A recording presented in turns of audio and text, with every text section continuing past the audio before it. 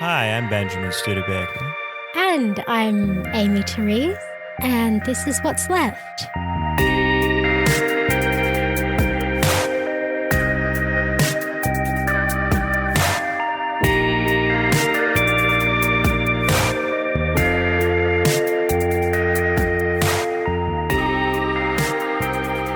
So today on What's Left, we're going to do the thing that we hinted at doing at the end of last week's episode and talk about Alexandria Ocasio-Cortez and some of the reservations which Aimee and I have about her as a political actor.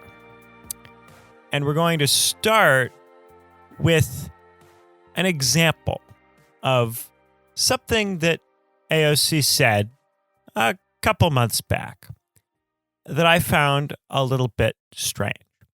So a couple months ago, AOC said, we have to have respect for children, respect for families, respect for human rights, and respect for the right of human mobility. Because it is a right. It is a right. Because we are standing on native land, and Latino people are descendants of native people.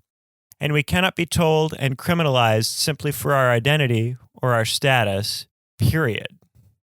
I thought that was really incoherent. Aimee, did you think that was incoherent? I mean, I've had, sometimes I get a little bit pedantic in terms of the way people use terms like legal terms, as though they're just these free-floating signifiers that have no content, right? So a concept like a, quote, right is in fact something that has a whole lot of implications embedded within it. So in order for something to be a right, it implies some form of institutional apparatus through which that right can be vindicated. It implies, at a bare minimum, another party with a duty. In order for there to be, for you to have a political claim, there needs to be somebody else who has a duty to fulfill that claim. They have an obligation towards you as a rights holder. Now, I mean, just insisting that something is a right might be a useful strategy in some useful rhetorical strategy. I personally, I'm enough of a pedant that I find it too annoying regardless. But I can see some value in, for instance, someone like Bernie Sanders and whomever else is advocating it in these terms, saying that something to the effect of, healthcare is a human right or should be a human right. Yeah, I don't have a problem with that. The issue is but what she's making is it's not a coherent claim. But that's when you assess it as a political claim or a legal claim. But she's making it as a moral signifier because I don't think she has a very coherent set of theoretical underpinnings. So she starts with a normative claim, right? That we have to have respect for human rights and respect for the right of human mobility. And she means this in a normative sense, that we ought to have these rights. The thing is that that's universal language. Human rights, the right of human mobility, that's universal human rights, humanistic language. But then she says that the reason that these are rights is because we are standing on native land and Latino people are descendants of native people. So she takes a claim that's universal to do with being human, and then she tries to justify it on the basis of something particular, native land and Latino people being the descendants of native people. And I thought that was really weird because, for one, the left has been defending birthright citizenship, which alleges that your political status as an American stems from having been born in American territory. And Trump wants to change that and make American citizenship something you inherit by blood, like they do in Europe. But here, AOC is not defending citizenship rights as something to do with being born on the territory. She's making a blood argument that because Latino people are descendants of Native people, that they can't be in any way constrained by immigration law or can't be denied citizenship on the basis of birthright, which is just an incoherent argument, which would undermine birthright citizenship by making it into a blood-based thing. And then, secondly, Native Americans don't believe that Native American political status is something you can inherit by blood. They think that Native American status is a political status that has to be conferred by a particular tribe. So in asserting that Native political status is the political that being a Native American is what gives you a right of human mobility, she's not only contravening birthright citizenship, she's also contravening Native Americans' own self-conceptions of what's required to have Native American identity. Being Latino doesn't mean that you've got tribal citizenship, and so it doesn't entitle you to claim Native American political status. And by switching back and forth between that unifying human rights language and that particularist language that confers special status on particular groups, she just shows that she has a very inconsistent view on citizenship, on group status, group rights, on immigration. It doesn't make any sense. It's a really, really stupid thing to say. Sorry. Dear listener, my favorite thing about Benjamin is his endless and very endearing capacity to and insistence upon shoring up people's arguments to like the most robust version of them possible. And I really think like that's worth doing. But I also think that like that series of absurd contradictions and inconsistencies and complete resounding incoherence is consummately neoliberal. It's the race reductionist logic of our time, and it is necessarily incoherent. And I think like I almost feel like we make a category error by like trying to figure out like where she's coming from in a really robust sense, because I don't think that any of this stuff is in any way like I just think she's just a funhouse mirror of everything that's around her. Like it's not. I think it's unprincipled. Yeah, and I end up having to come to that conclusion too. I tried to find, when I first read this, and I wrote a blog post about it back in February, I tried to find some kind of way to make sense of this. I tried to find some kind of coherent set of core beliefs that AOC has that she's operationalizing in some way. And even if I you just could can't find that. Yeah, and what I think you try to do, and I admire it, and I do the same thing, even though I seem kind of bombastic, it's only because I've sort of done what you're doing in kind of like I do it in a reductionist manner in my head first, but like you actually do the painstaking work of like assuming a particular set of principles and then perhaps, observing like outlier occasions where she may have diverged from them, or like what is it that she's doing here that perhaps looks like it might be in fact antithetical to, this other set of consistent principles that she ordinarily has, right? Like how is it that she went astray here? Or what is it that's like making her a little bit like incoherent on this position? It's like, I think that ultimately if you keep doing that, you just end up tying yourself in knots, because at a certain point you just have to bite the bullet and recognize that she is the perfect, like she really is the perfect, quote, millennial politician. And I don't say that out of any kind of a millennial identity, but more that like people of our age have come up in a world that is just totally unyieldingly neoliberal. And even when it attempts to vocally and aesthetically disavow neoliberalism, then quite often that's when it is in fact like neoliberalism at its most insidious, because usually when people are doing that, they're selling you something.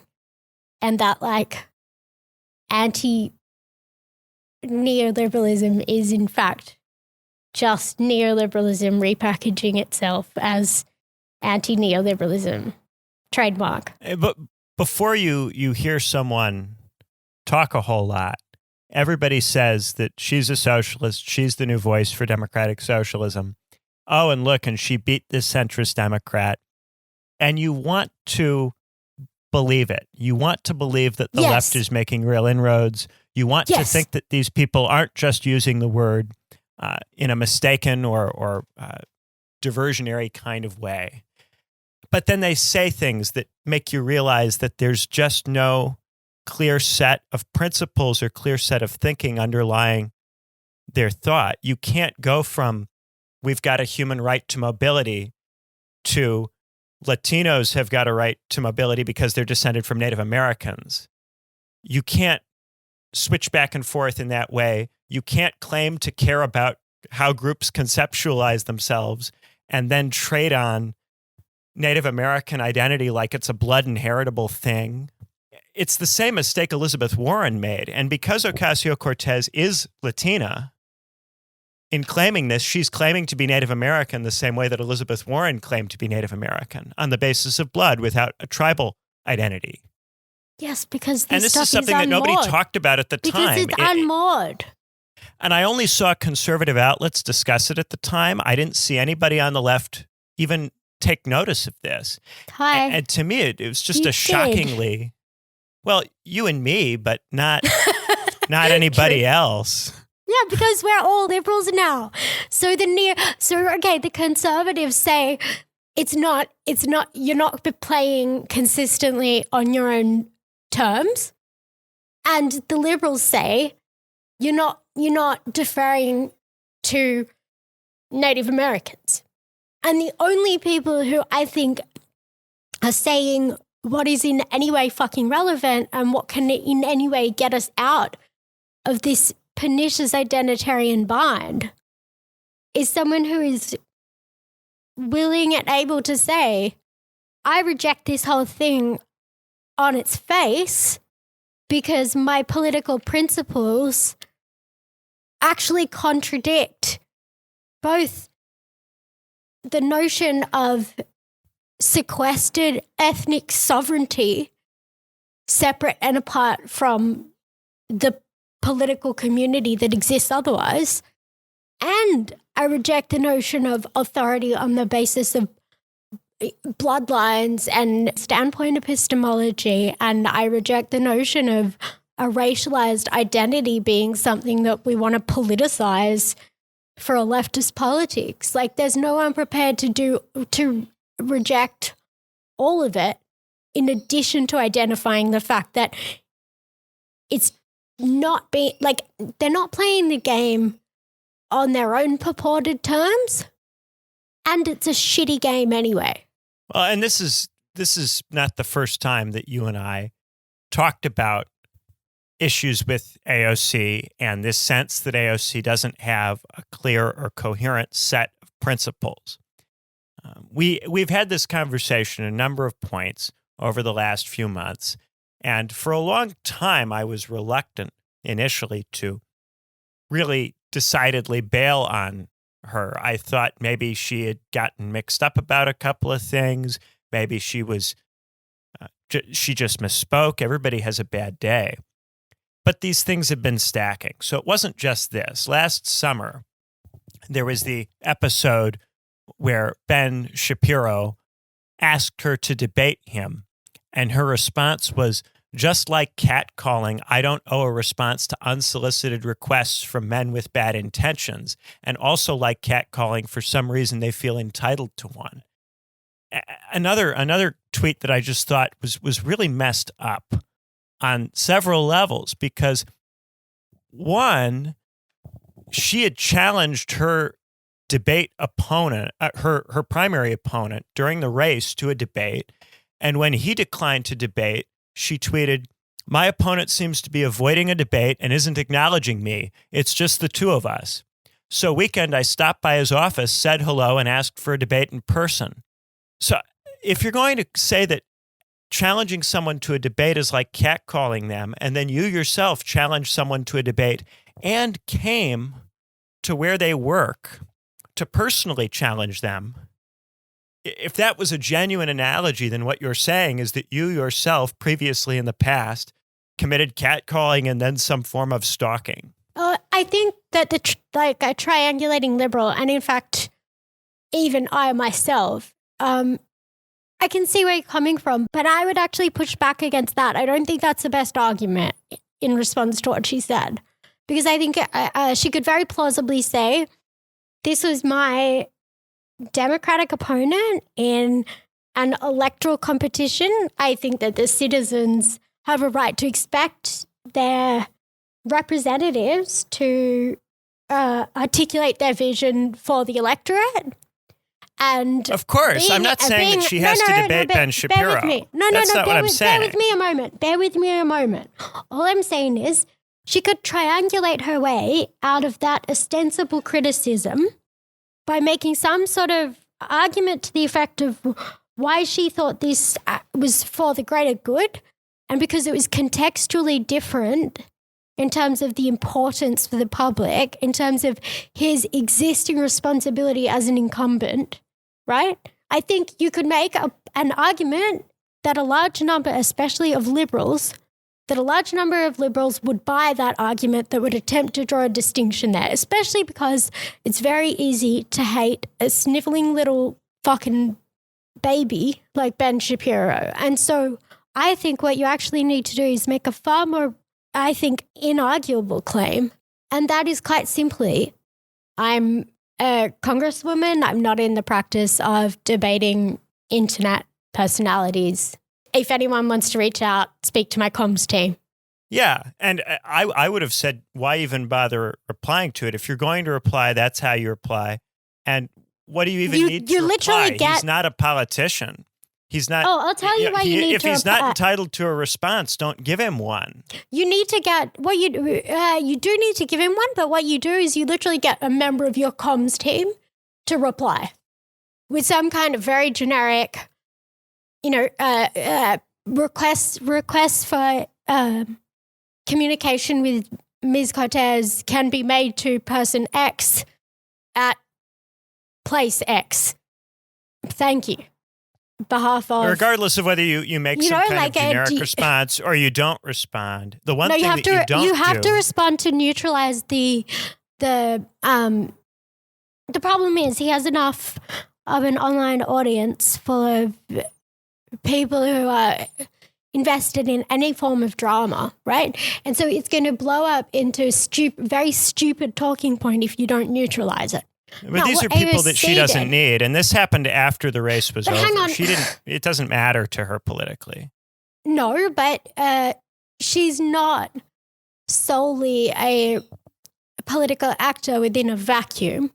She's a political actor within a milieu, and like you do to some degree need to be a brand manager, right? So like what you need to do is be a professional, be an adult, and have a third party respond to it, or even respond to it yourself and say, communicate with my comms team, reach out to X. Either way, though, I think it's a red herring. To neutralize it so it's over.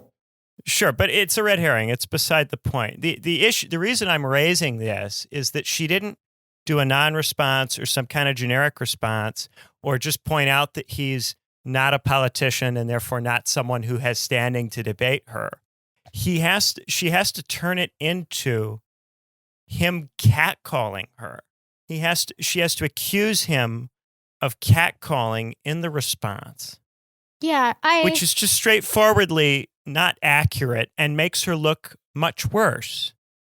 If you think that Shapiro's entitled to some kind of response, that's a response that feeds Shapiro. Hang on a sec. Hold up.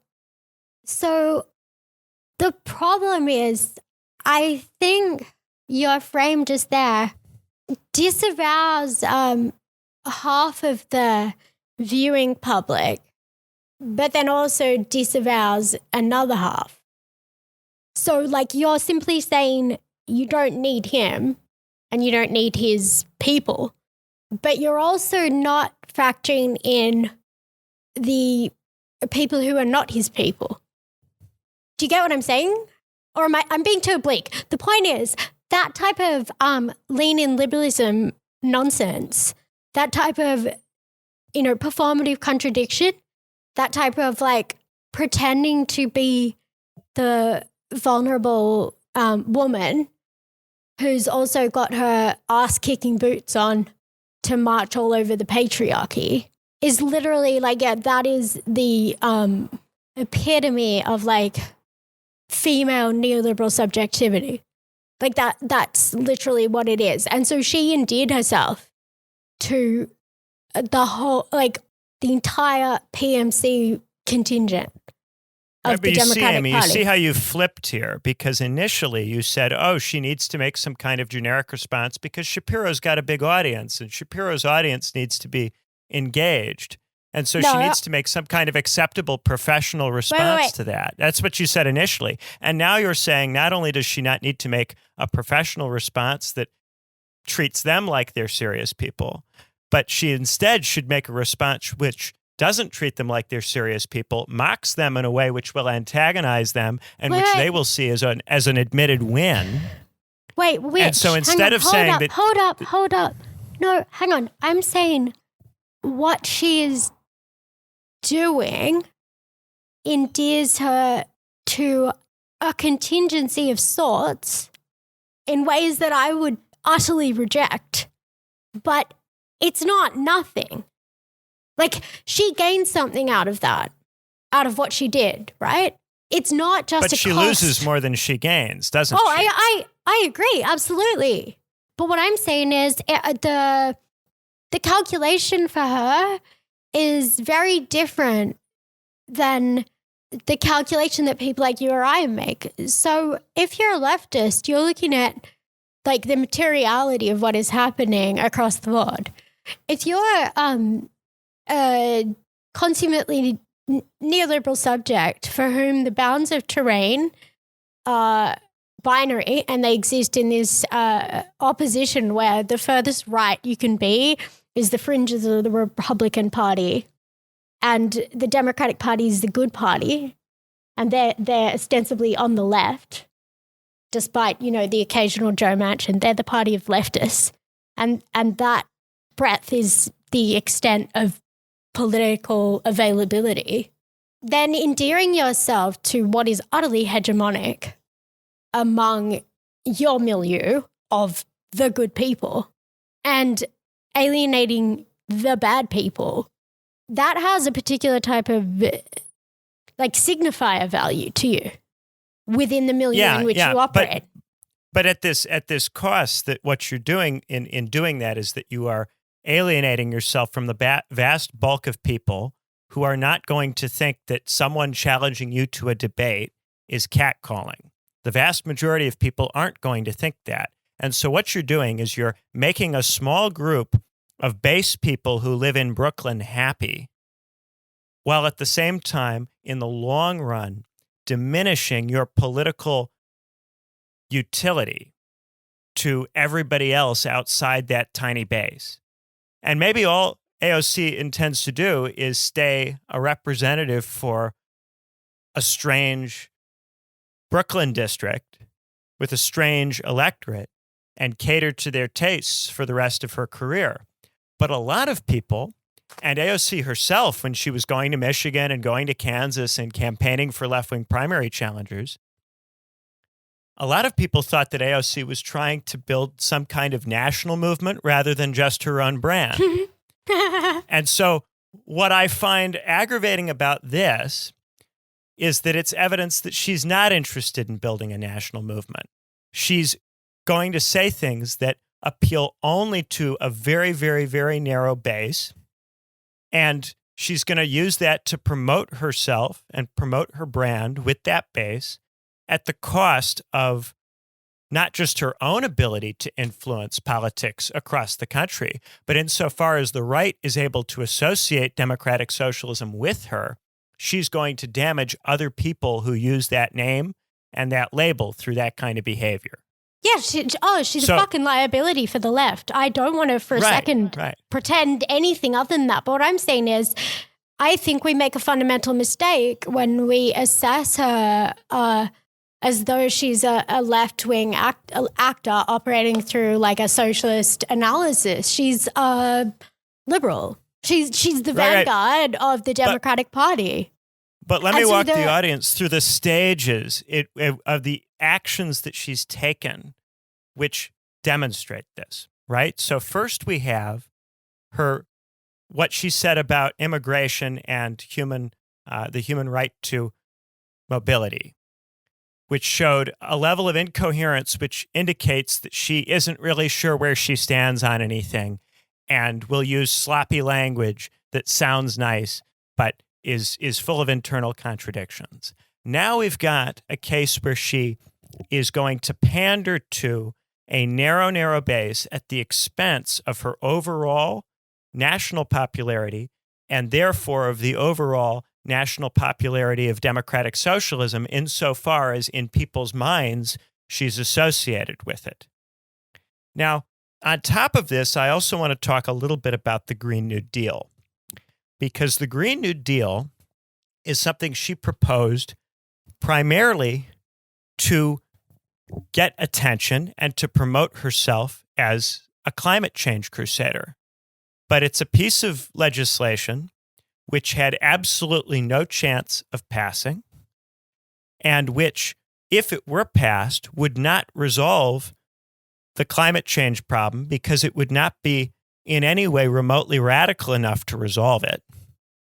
Nonetheless, she spent a lot of time talking about that, and now she says that it's a success because she's raised the profile of the issue and people now list it as a higher priority issue than they used to list it. That's what she said on Twitter. So she conceptualizes her influence and her promoting left-wing causes not through her ability to accomplish anything in a material sense, but through her ability to promote certain kinds of language in the discourse. I think part of the problem is I use terms that like they have so much embedded within them, but I don't think people realize what I mean. And so when sorry, I'm just trying to rewind myself. When I say she's like a consummately neoliberal millennial, literally what I mean is like she's huffing her own farts on social media. She thinks that politics is about Overton window shifting and discourse and memes and like that getting people to like talk about something more, to make something trend is to do politics. Like, sorry, I get really tongue-tied because I don't even know where to begin. And so I just find myself like repeating things she said as though they're like self-evident when they're not. And people on climate, I think a lot of people on the issue of climate change don't understand how deep a hole we as a species and the planet is on that issue. I want to say a couple of things. First off, I think it is a totally mistaken frame to imply that expertise and intelligence and thinking the right things about the science is what is any form of roadblock to change. Those are not the structural factors inhibiting change. We've already had the expertise lined up with this for decades. We've already had a significant enough proportion of the public for there to be a form of banal democratic mandate for action of one kind or another, right? The issue with this is one of vested interests within capitalism. And so by framing this as solely an issue that requires us to get enough people to have the conversation is to totally misunderstand what's going on here. Like Princeton did a study over a decade ago suggesting that at least since the 80s, the early 80s, there's a 95% correlation between political preferences of corporations and their fulfillment. And the exact opposite is true in terms of public support for policies and their instantiation. But let's not even pretend that people know what Green New Deal is when they vote in those polls, because they don't, because the content of it is incredibly vague, because it's a series of targets without any real explicit legislation for how to meet those targets. It's a set of guidelines divorced from all meaning. And beyond that, there's a much deeper problem, which is that even if the United States were able to completely cut its emissions to zero, this is now an irreducibly global problem. Other states around the world are industrializing rapidly and increasing their emissions rapidly.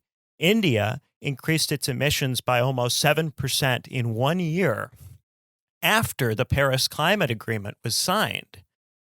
And India was a signatory on that. And that means that India's increase in emissions wiped out all of the reductions made in the entire developed world. And so when you've got a problem like that that's irreducibly global, you cannot pretend that that is solvable at the domestic level. That's not a realistic approach. And what is going on around the world on climate is that individual politicians, parties, and governments are pretending that they can solve this issue and that they take it seriously to get votes.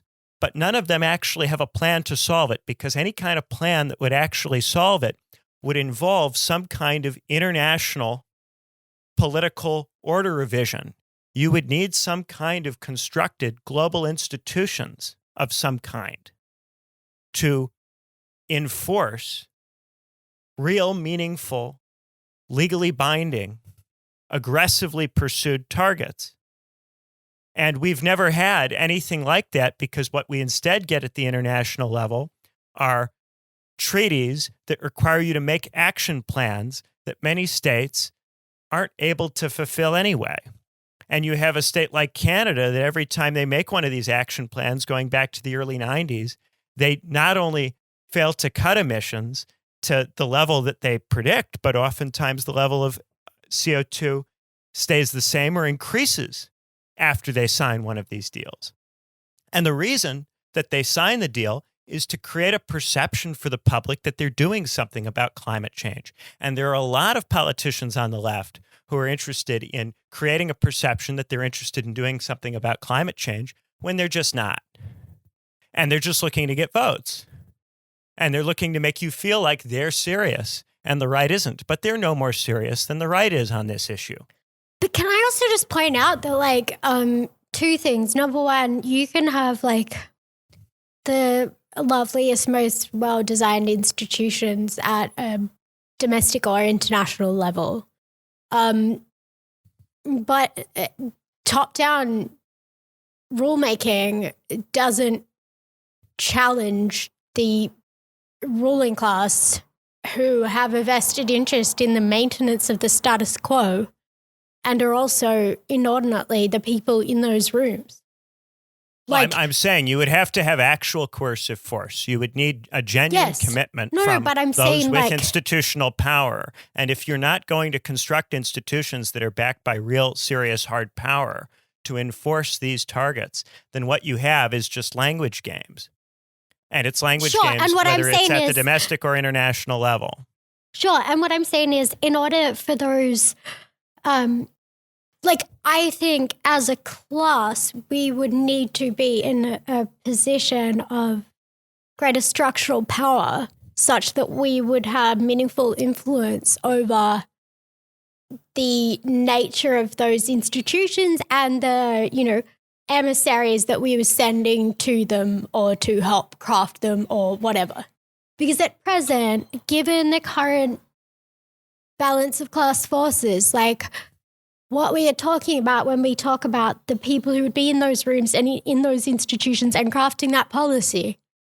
We're talking about people whose very class position, their very existence is contingent upon upon the maintenance of the system that has put them there. And even if they're well-intentioned, this is why people without like Bernie social Sanders force. are running, right? Because people like Bernie Sanders are running to change the people who are in those rooms. And if AOC is a socialist, like she purports to be, then she would be one of the people trying to change what goes on in those rooms.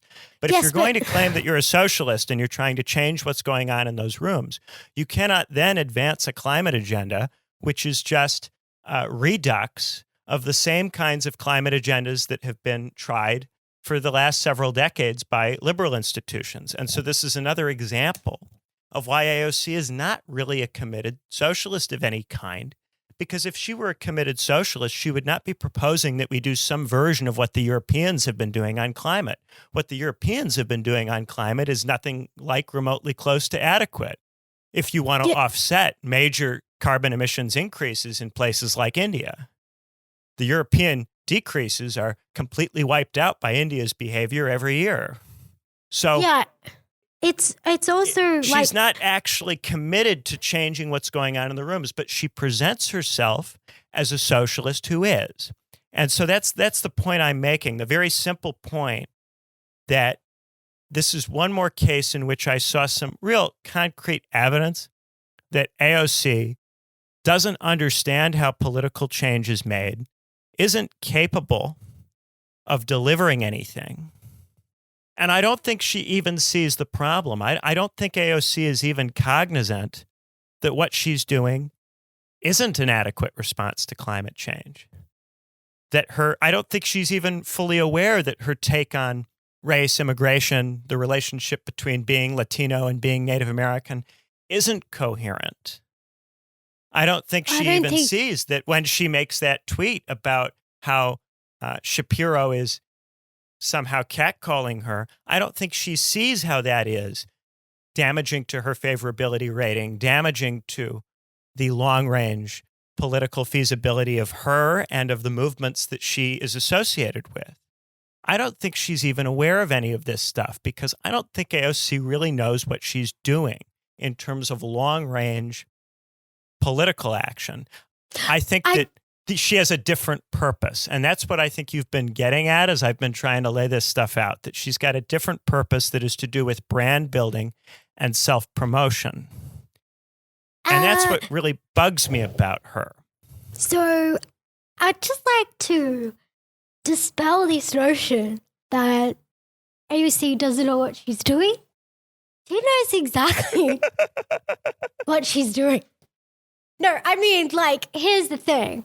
I think that being a feckless neoliberal, to accuse someone of being a feckless neoliberal is in no way calling them cynical or unkind or insincere.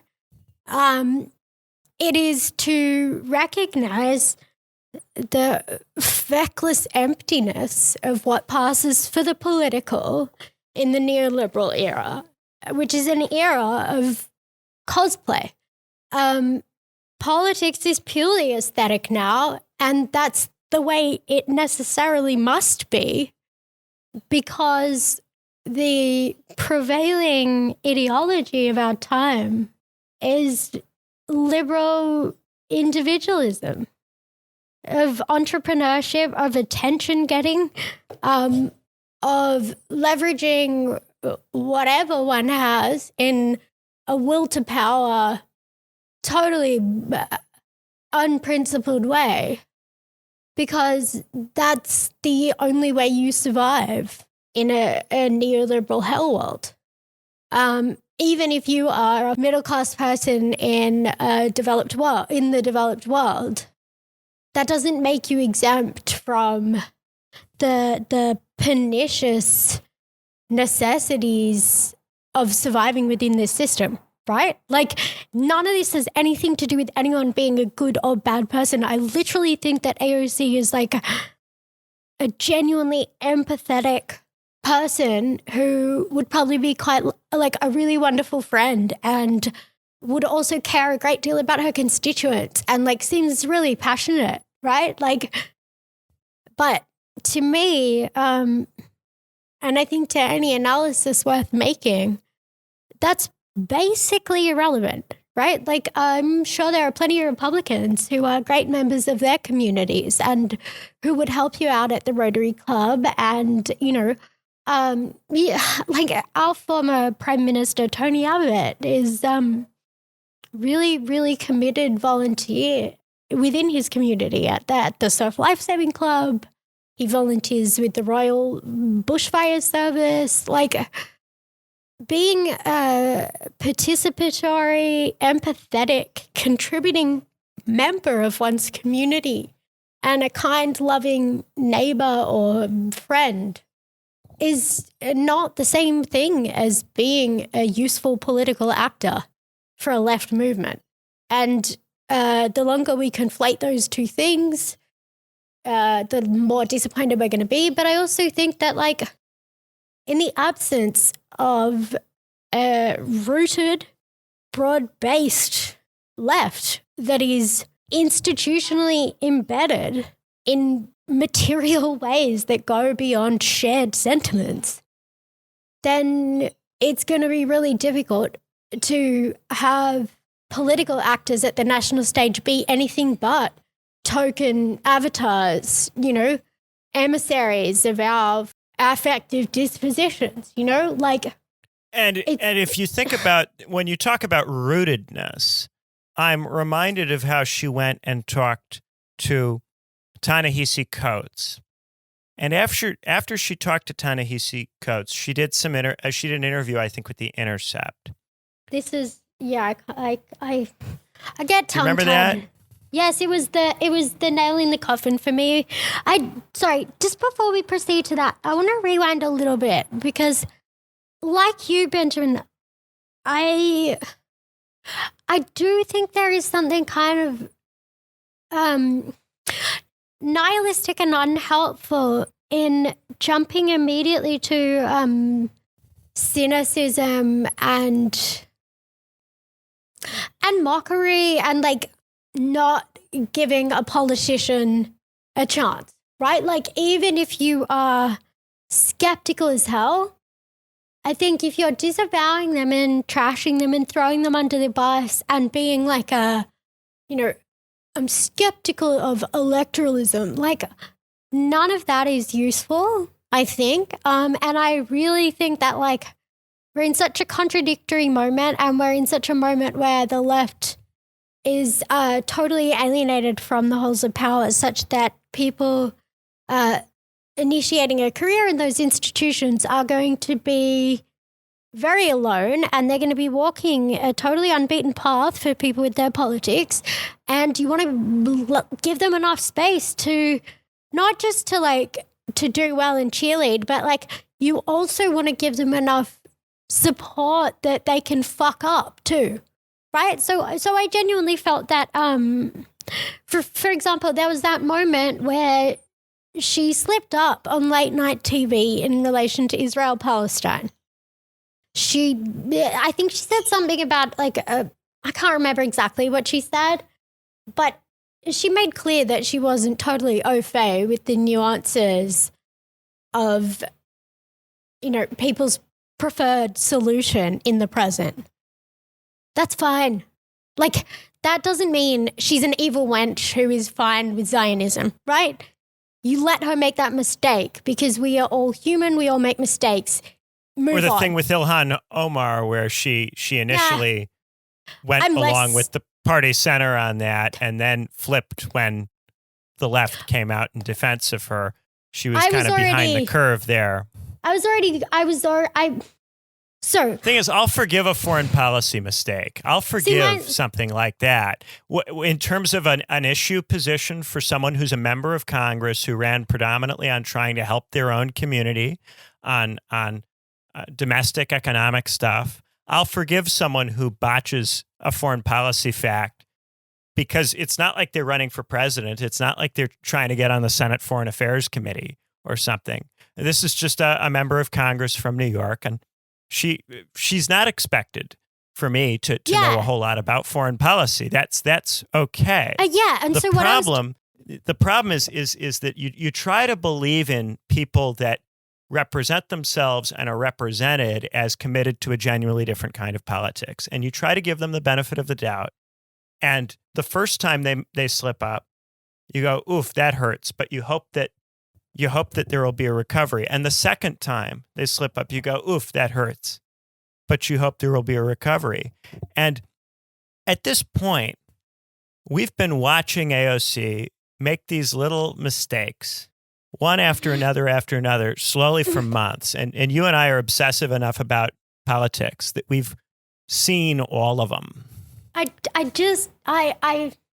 So I think it's really important to give not just critical support, but straight up, like, to an extent, when someone has literally just been elected, when they haven't instituted anything politically and they're making the rounds of a bunch of talk shows, I think at that point you're not giving them critical support. You're just shutting the fuck up and giving them some breathing room, because right now they're just doing a media circuit. Who fucking cares, right?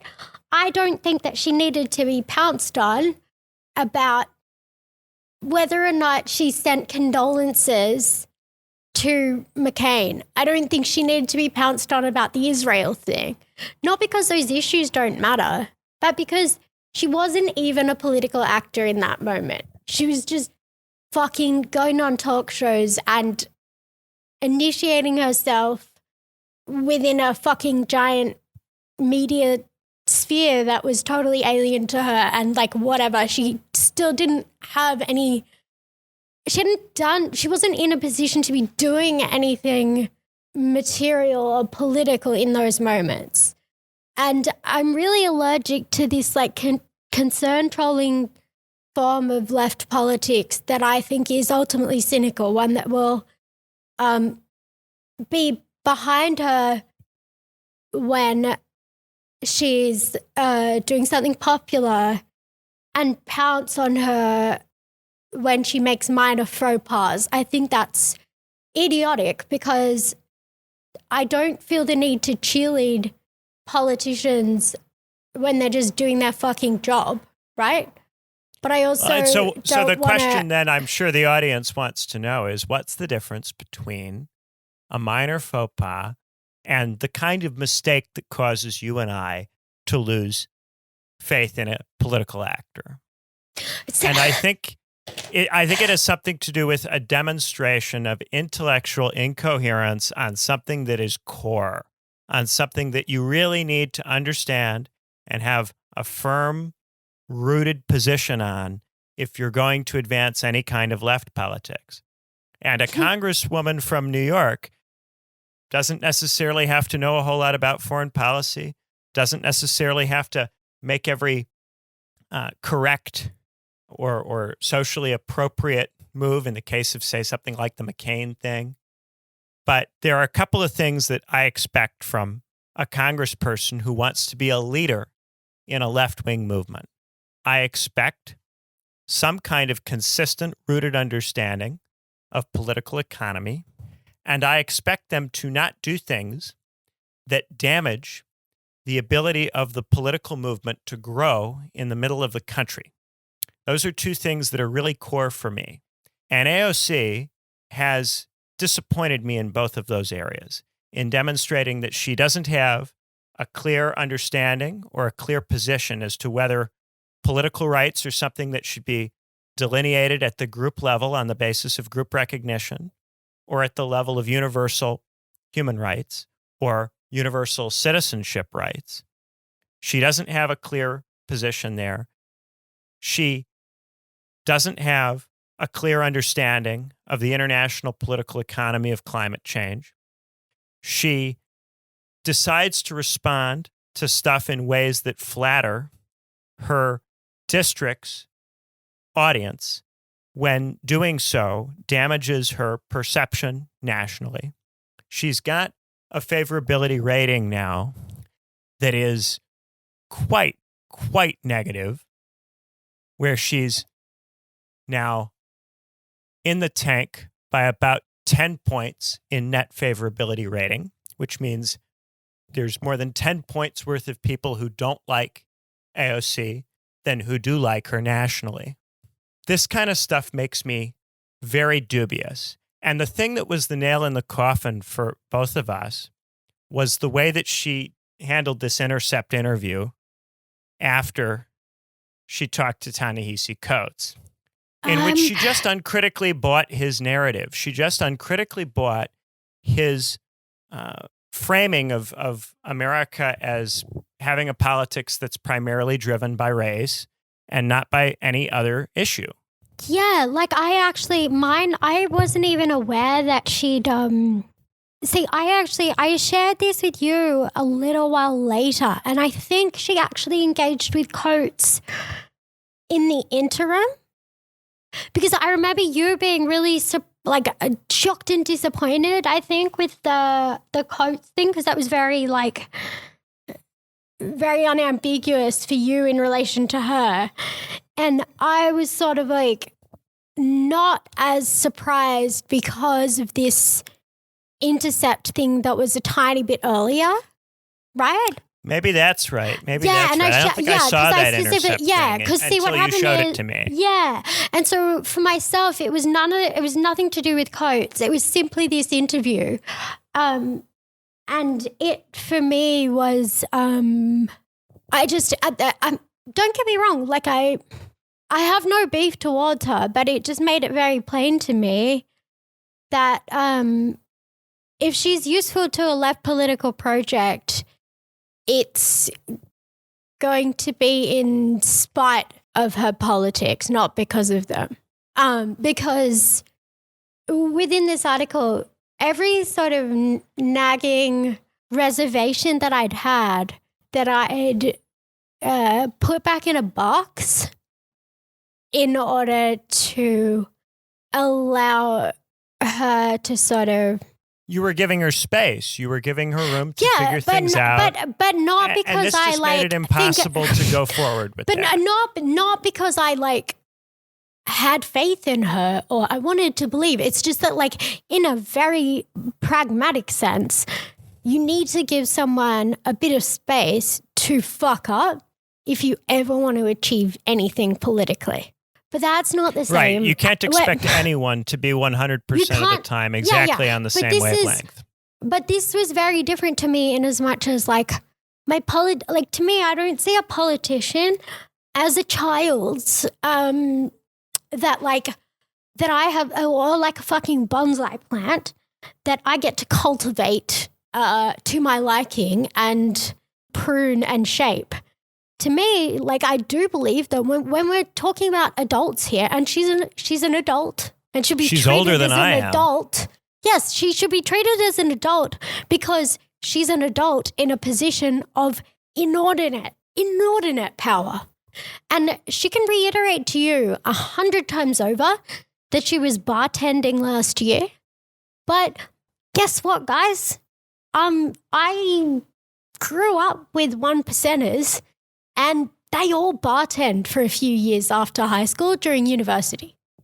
And a couple of years later, they're in the boardrooms of every investment bank that fucking rules the world, right? There's no contradiction between having worked in the service industry and going on to a position of immense power.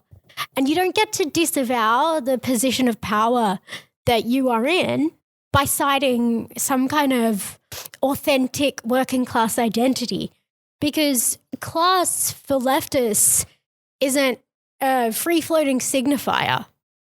It's a set of structural contradictions that influence the type of lives people are able to have. And that's not something that is just part of one's narrative that is wielded as dress-ups.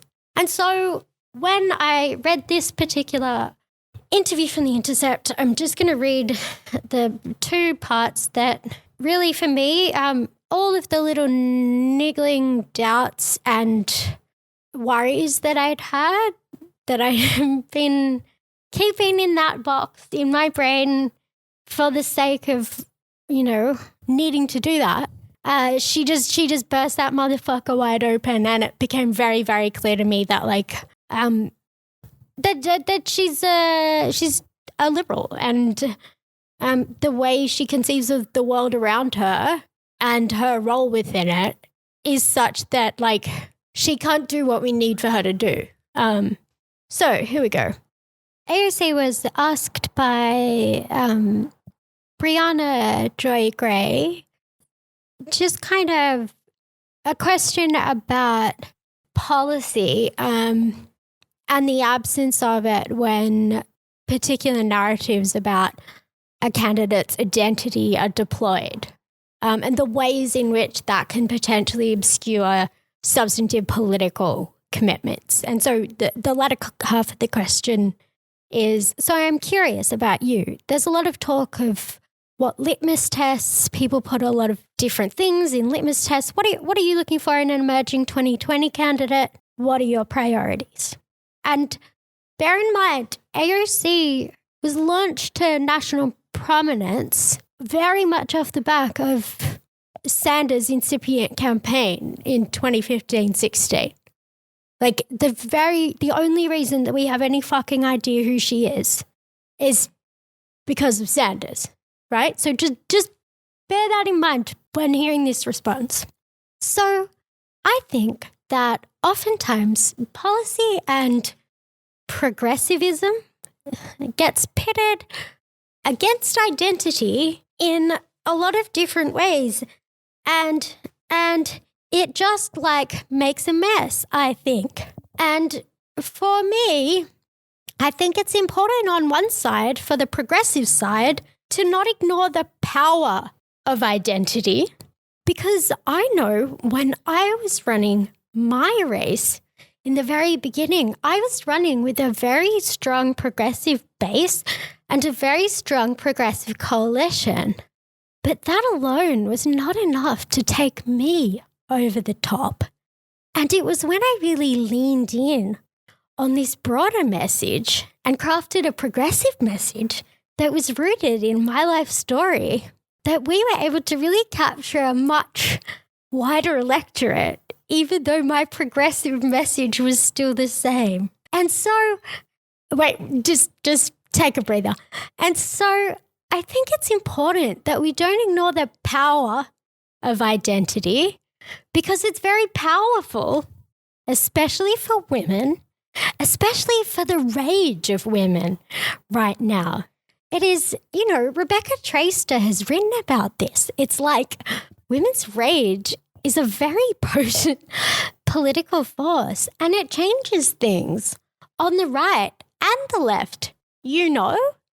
It was primarily these women back in the 1940s, 50s, and 60s. It was primarily these white women who was supporting the Ku Klux Klan that got all of these statues erected in the South that are being taken down today, that people think were erected around the time of the Civil War. And so it's a very potent political force on both sides of the aisle, and I think it's something that we shouldn't ignore. I think it keeps getting better. I think it's great that we have multiple female presidential candidates, so there's not the woman running and then it's like, oh my God.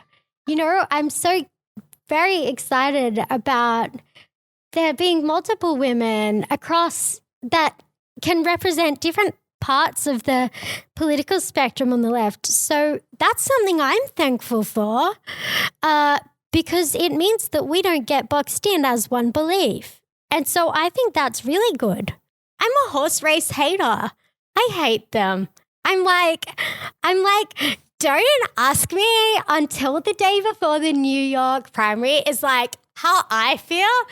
But I do think that maybe not obviously, but I think it's pretty obvious, what we're trying to do is frame the debate and the conversation that we're going to be having in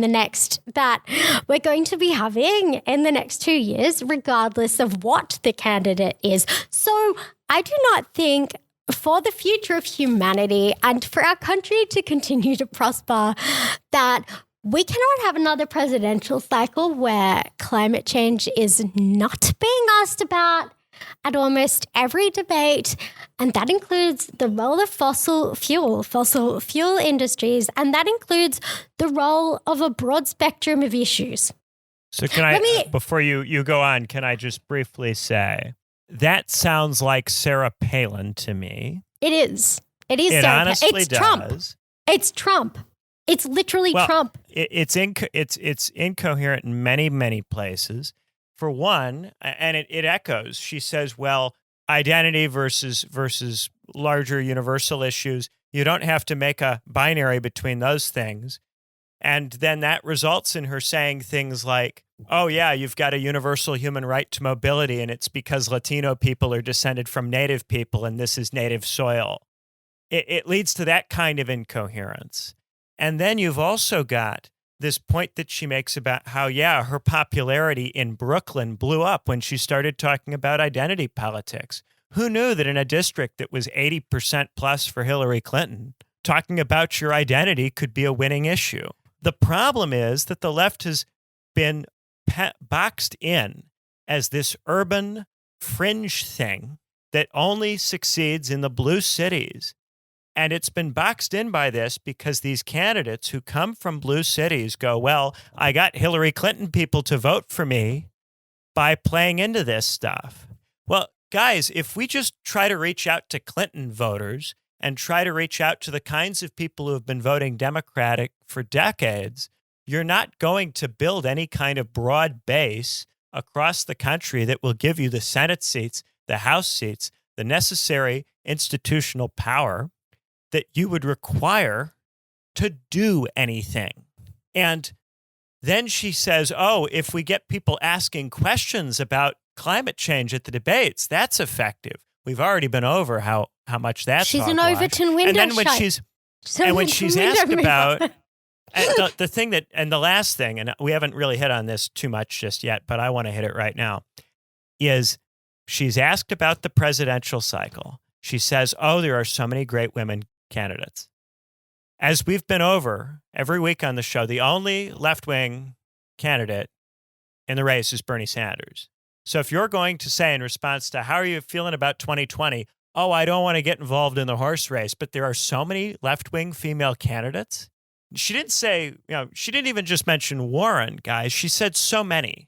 Who are all of the female candidates? Outside of Warren, Kirsten Gillibrand, Kamala Harris, Amy Klobuchar. These are people that AOC thinks are strong left-wing voices, and she's willing to put her name to that in The Intercept. And she's got no loyalty. Her political career comes out of the Bernie Sanders movement. Yes, she does. It comes out of Our Revolution. It comes out of the DSA and all of that stuff. She's got no loyalty to any of that. Her project. Her project is AOC. I'm sorry. Her project isn't our project. And this is what it conclusively proved. So, to me, something that most people would walk straight by and would indicate almost nothing to them was it carried more weight than I can articulate in an efficient manner. But she lost me at Rebecca Traister. You know why? Rebecca Traister's brand of liberal feminism is one that propagates really, really ice-cold, gender reductionist, anti-socialist, liberal ruling class feminism. It's more, I think, pernicious than, for example, people like Roxane Gay or Amanda Marcotte, who emerge from the same circles, but are dumber and clunkier, and they show their ass often enough that people don't take them seriously. Rebecca Traister has a sufficiently waspy, sophisticated sensibility, and she knows how to behave herself online such that she has a completely absurd amount of quasi-intellectual clout among a certain type of upper to ruling class elite woman, the type of women who not just ideologically, but materially mobilize against a leftist politics. They are exactly the type of women who work overtime to marginalize the voices of any dissenting women. They work overtime to quash any kind of materialist left feminist politics. They're exactly the type of women who tried to cancel Conor Kilpatrick last year when he wrote a very anodyne, sensible article in Jacobin about how in the former actually existing socialist countries, there was a lot of institutionalized and material support for young people raising families that socialized kind of the cost of healthcare and a bunch of other, issues that we would deem feminist issues in the West. They had incredibly and potentially surprisingly very progressive approaches in those countries, and there is something to be learned from them. So, for example, you had things like universal childcare. You had women could apply, for example, for no-fault divorces decades prior to that being available in the West, and a whole bunch of other sort of substantive issues that these women have crafted their entire careers around purporting to care about.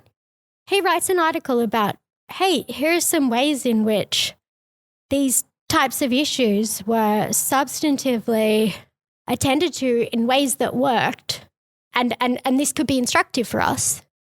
He was straight up that they had vitriolically attacked him for more than the better part of a month, I think, in all, for literally advocating the type of policies that they've ostensibly supported. They attacked him as a human being for a month, right? That is the type of political actor that we're talking about. And if AOC is not just not hip to that, but if she's actively reading her book, which venerates women's rage in a way that is totally essentialist, totally ahistoric, totally reflective of their bourgeois moralism and a totally alienated liberal lean-in feminism and just a political no-go. I mean, imagine telling people we're in the middle of the country that the problem is that we don't scream at each other enough, that we're not sufficiently angry and ragey, and that the way to fix our problems is to be more angry and ragey. To be clear, it plays to the only Brooklyn, women. Yeah. Only women. And when we say women's rage, we don't mean MAGA women. We don't mean the rage of working class women who will be criminalized if they are raging. Most of us don't live in a world where we can just wild out, where we can venerate women's rage. The veneration of certain types of affect, dependent on the embodied gender of the person holding them, is some of the most revanchist shit. And under the social implications of the toxic ideology damages so many people every day. Within the law, there is so much regressive gender essentialism that has been shepherded into the law by advocacy groups who are made up of ideologues just like AOC. That has let's give the benefit of the doubt here. AOC may not know about all of this stuff. She may not be aware of any of that. But what she clearly is aware of is the idea that this notion that women's rage is meant to be some kind of transcendental, cathartic all-achieving political force. It's very imagine powerful. Telling an ordinary person. It's very powerful, especially for women, especially the rage of women right now. Just let me talk. Imagine telling someone, an ordinary voter, that the problem in America is that we're not angry enough, and specifically that women need to be angry more. Not men, just women, and not all women, but specifically women who are of a specific political orientation.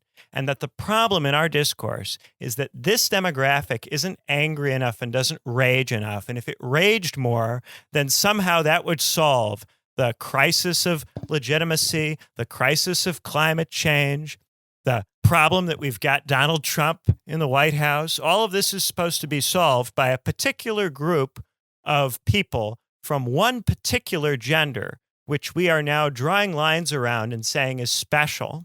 That one group, if they just yell more and yell louder, they'll fix all our problems. Can you imagine thinking it's politically intelligent, even leaving aside whether you think that theory is true? Can you imagine thinking it's politically intelligent to speak that way to a national publication when you have claimed that your goal is to deal with climate change and get left-wing people elected in Kansas and Michigan? It's disingenuous to claim either she's very, very stupid politically, or we don't need to imagine it, right? We saw it 3 years ago. We saw it. Like, we've been here before. It's just amazing to me that someone would even attempt that as a kind of politics, because it deliberately excludes over and over. Firstly, it excludes anyone who thinks that rage is kind of not very nice and not a really great way to do politics. And maybe we don't want to yell at each other. Maybe we want a little bit more understanding and a little bit more kindness and compassion. So first, let's alienate all those people. Then let's make sure that we kick out every group of people that we don't like. So only male rage is scary, so let's get rid of that. And then if you're a woman who doesn't conform to the very specific politics of this, then your rage also doesn't count. Well, to clarify, she explicitly, like, the very next thing she says is she links white women with supporting the Ku Klux Klan. And like the other thing that made this so fucking perfect for me, this particular paragraph, you've got the Rebecca Traister, the women's rage, the white women who supported the Ku Klux Klan, that got all of these statues erected in the South. To me, that just was evocative immediately of like the surface level of her understanding, not just of history, but like of what is meaningful, like of the historical events to cite. She literally picks something of as little consequence as possible. Like a bunch of women put up a bunch of statues. That's the example she cites. Because of the symbolism of it, because all she really cares about is symbols and language and signs. There's no material analysis. Yes. And there's the other bit that really bugged me from that is when she says, she was talking about white communities and their relationship to privilege and race. It was heinous. I'm not much of a moralist, but I was incensed by this shit. And it was from then on, it was, I don't like the cut of her jib. She is antithetical to a politics that I want to have anything to do with. She is a race reductionist, gender essentialist. Like, you follow her thinking to its logical trajectories, and it leads to the most repugnant forms of racial and gender segregation and incredibly revanchist social organizing. Because if you conceive of the world that way, then the structures that currently exist are in no way conducive to human flourishing. None whatsoever. But she's Aimee, not. let's read it. Let's read it before we analyze it. Let's read it so the listener knows I'm what just she getting says. mad. I get very tongue-tied about this because I'll read it, okay? The solutions are so painful. Can I read it in my Valley Girl voice? Okay, go ahead. Okay, wait, 1 sec. I just want to find it. Solutions. Oh, okay, got it. Okay, got it. Sorry. So, Brianna Joy essentially asked her, like, how do we take any form of sort of identity politics, for lack of better expression? How do we kind of attend to that in a way that isn't just symbolic? How do we do something substantive with that, right? And so AOC, what I imagine is like, they're like, we need to, and like when they say discrimination or unfair incarceration of Black men, and then they pause and the crowd cheers, and it's like in their mind, it's like, you're welcome. Yeah, you're welcome. It's like you're acknowledging it. It's like, okay, acknowledging it. Racism is a really big step. It's a really big step from where we were. But you're right, it's nowhere near enough. And the solutions are so painful.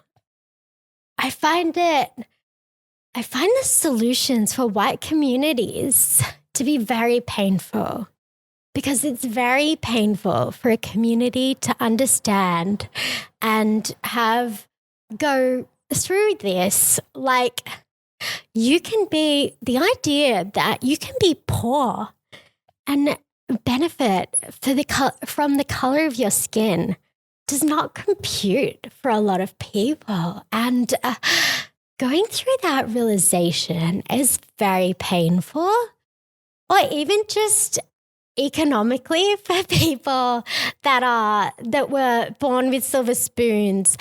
It's very painful to admit that you had advantages, and it's just, and then Ryan Grimm says, look what happened to Brett Kavanaugh when he was confronted. He melted down, ! Melted down as in like performed in a way that got him appointed. Melted down. To the Supreme Court of the United States. Yeah. Anyway, that's a whole other discussion. And then AOC says it literally is an identity meltdown.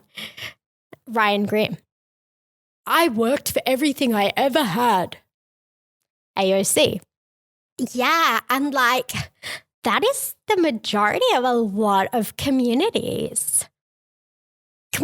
I'm sorry, I have to interject again. Kavanaugh has existed in the most elite tier of society for the entirety of his life. He went to an elite Jesuit school in Washington growing up. His parents were, I'm pretty sure, corporate lawyers in DC. Aimee, what's the relevance of this? Like, no, but I'm saying the idea that like a member of the ruling class is entitled for AOC to then say, yeah, and like that is the majority of a lot of communities, how a lot of communities feel. No. Most people can't relate to the life or the feelings of Brett Kavanaugh. That's a good point. Like the essentialism of seeing a white person and thinking that somehow this member of the absolute ruling class who wields his power over all of us in tangible ways every single day in institutions making judgments, to say that like his experience is an avatar of that of people in the Rust Belt dying deaths of despair, whose literally their life expectancy has been declining since the year 1999. The suicide rate has done nothing but increase since the year 1999. Like, no. You are making like an utterly repugnant argument that is totally divorced from reality. If you look at this member of the ruling class, i.e. Brett Kavanaugh, and analogize all people of the same race as him, as having the same experience or set of experiences, or and needing to check their privilege. You know who wants to do that? You know who wants to make that analogy work? Capital. The right wants to make it work. And the right has course. been trying to make that work for a long time, because if it can get ordinary white people to think that the left views them as in the same boat as Brett Kavanaugh, as people with unearned privileges that ought to be taken away, then they can convince loads and loads and loads of ordinary working class white people to vote Republican, or at minimum to not vote for Democrats or left-wing candidates, because they can say to them, see, the left thinks that you don't deserve any help. The left thinks that you're just like Brett Kavanaugh. So it's not going to help you. It's going to transfer resources to other groups of people that aren't you. And in playing into this frame, the white privilege discourse reinforces a lot of right-wing talking points and right-wing frames. And I was floored this week when you found that amazing study, which shows that this is now scientifically provable, that when you use the white privilege discourse with people, you encourage them to think in a more right-wing valence. You encourage them to think of poor white people as not entitled to any help, as not deserving of any kind of material assistance. I mean, it's kind of like what we talked about in our terrorism episode, right? Like a keen observer with a strong theoretical grounding will articulate this stuff well before the fucking quants and empiricists get around to demonstrating it in peer-reviewed scientific studies, right? So you look at the But I'm grateful to them. I'm grateful to them because this is something we've been saying for a long time, and it's great to see that there's research that now is supporting it. Yeah. But so the major problem with it is not just that it leans into like the right wing of a politically liberal order. But my issue with all of this is that it actually reinscribes the logic of the entirety of the order, both the progressive neoliberal side and the conservative neoliberal side. Like, this logic benefits both, because what it explicitly does is everything in its power to constantly shift the goalposts and say, look over there, in any direction, along any number of intersections and axes, so long as you are not looking at the objective, structural the goal is to get people off political economy. That's what culture war is. Culture war is a set of issues that don't have much impact on people's lives, that don't result in much in the way of real policy, but take people's attention, take people's time, take people's money, take people's political energy away from causes to do with revising the structure of political economy. It's neoliberal depoliticization,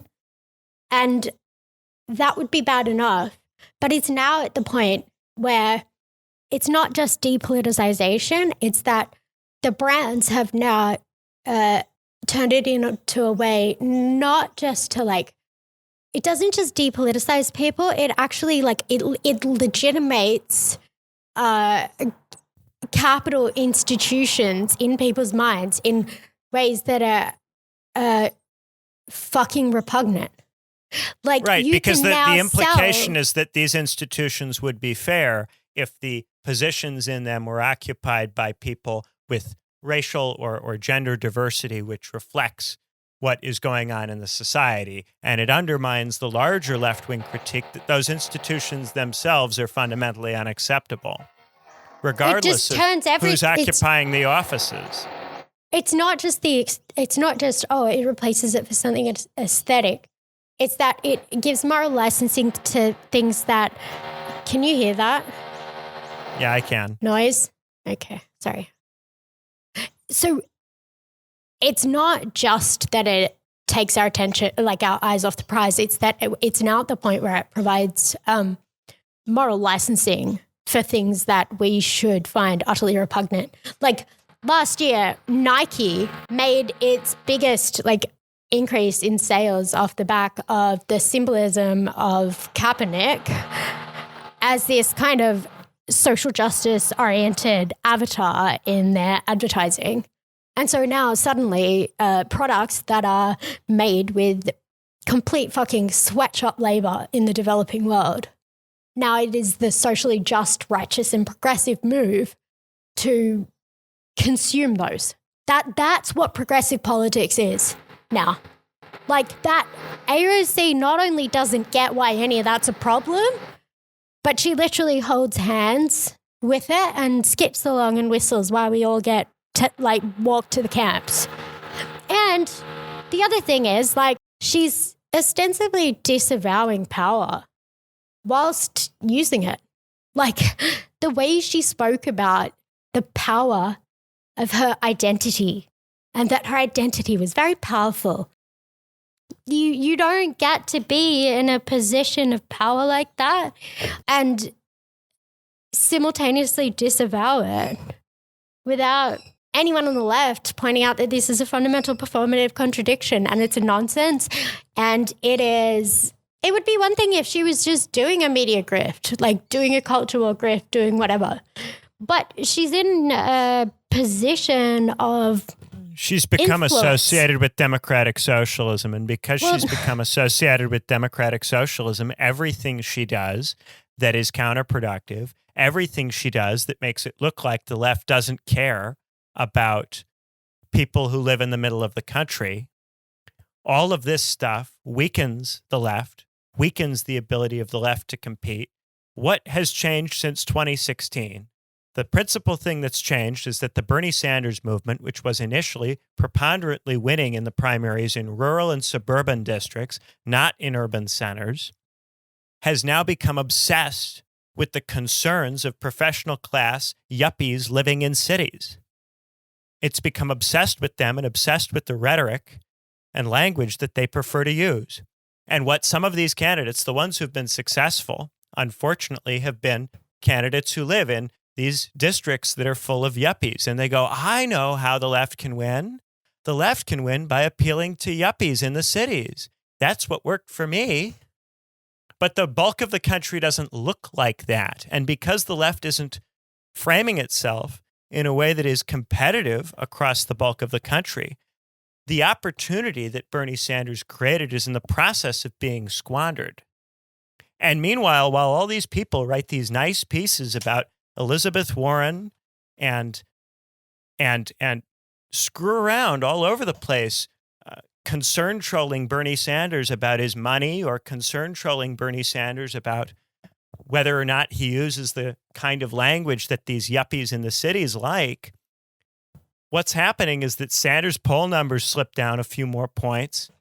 The little fish that pretend to be progressive and left-wing take a couple of them here and there. And who comes out ahead? Joe Biden. But AOC does. That's what I like. She's not in this as any kind of collective or movement-oriented thing. It right, is she's an not a political actor. Well, she is. She's a neoliberal individualistic. And right, everything so that she's doing is perfectly calibrated to her own success. No, but right, it's just grifting. But politically, I don't care about her personal project. I don't care about her.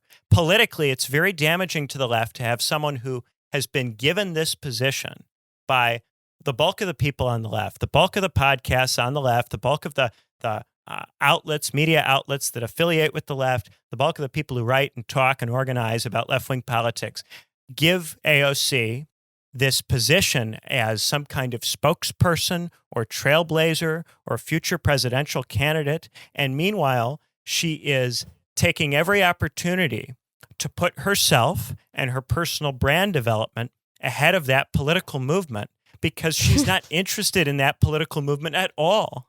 At all. It's just a tool for her to self-promote.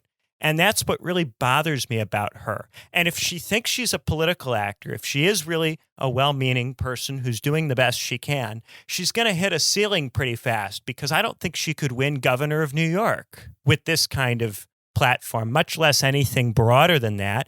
And even if she got to a point where she was as competitive as Hillary Clinton and could win senator of New York or could run a competitive presidential race. Someone like this cannot lead a mass movement that delivers a large number of seats in the House and in the Senate. And they can't be a spokesperson, a leading spokesperson for a movement that accomplishes that. Someone like this has far too fringe a political valence. And no one is talking about this. And this is what I was getting at the end of last week's show, that she's just like Elizabeth Warren. She speaks to too narrow a group of people. And she's more interested in promoting herself in the same way that Elizabeth Warren took every opportunity to promote herself as this spokesperson for the progressive movement, while meanwhile taking concrete actions that damage that movement. Where was Elizabeth Warren when you needed an endorsement from her before the Massachusetts primary in 2016, biding her time and hoping to get a cabinet position in a Hillary Clinton administration? Has AOC endorsed Bernie Sanders this cycle? No. Will she endorse Bernie Sanders this cycle? If she does, probably only when there's no stakes to that endorsement. Because AOC is a careerist. There's this, I think, noble, but I think ultimately mistaken setup there, in as much as like AOC absolutely and beautifully represents the quote left, end quote. And when I say represents, what I mean is like in a like an aestheticized politics of group difference. Yeah, but as you and I have pointed out over and over again, that's not really left wing. Yes. No, but just bear with me for like a little bit. So she represents in that sense, but she also reflects back to a lot of people the funhouse mirror distortion known as socialism today.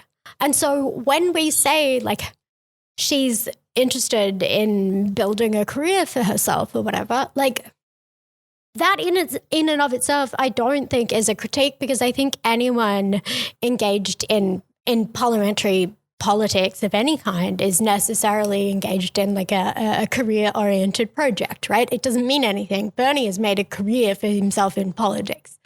But it's different. I think building a career is different from building a movement. It's different from building a movement. But of course it is. But it's also what exists at present is an entire cohort of atomized media personalities that we have somehow conflated with some form of like left political orientation, as though they are uninvested actors. And I just think that's a category error of the worst kind. Every single podcaster and journalist and media yuppie socialite covering this stuff is engaged in, first and foremost, brand building. And she reflects back to them what their maximally liberal version of, quote, socialism is. She affirms all of their own existing liberal values, and she reminds them of them. But she also ticks a whole bunch of like moral righteousness boxes that they have on identity grounds, because their values have been totally corrupted by neoliberalism and form has displaced substance, right? So she's a woman. She's a, quote, person of color. She's, quote, of the working class, all that crap. So she reflects back to them like the consummate realization of the hollowed socialism that is not socialism.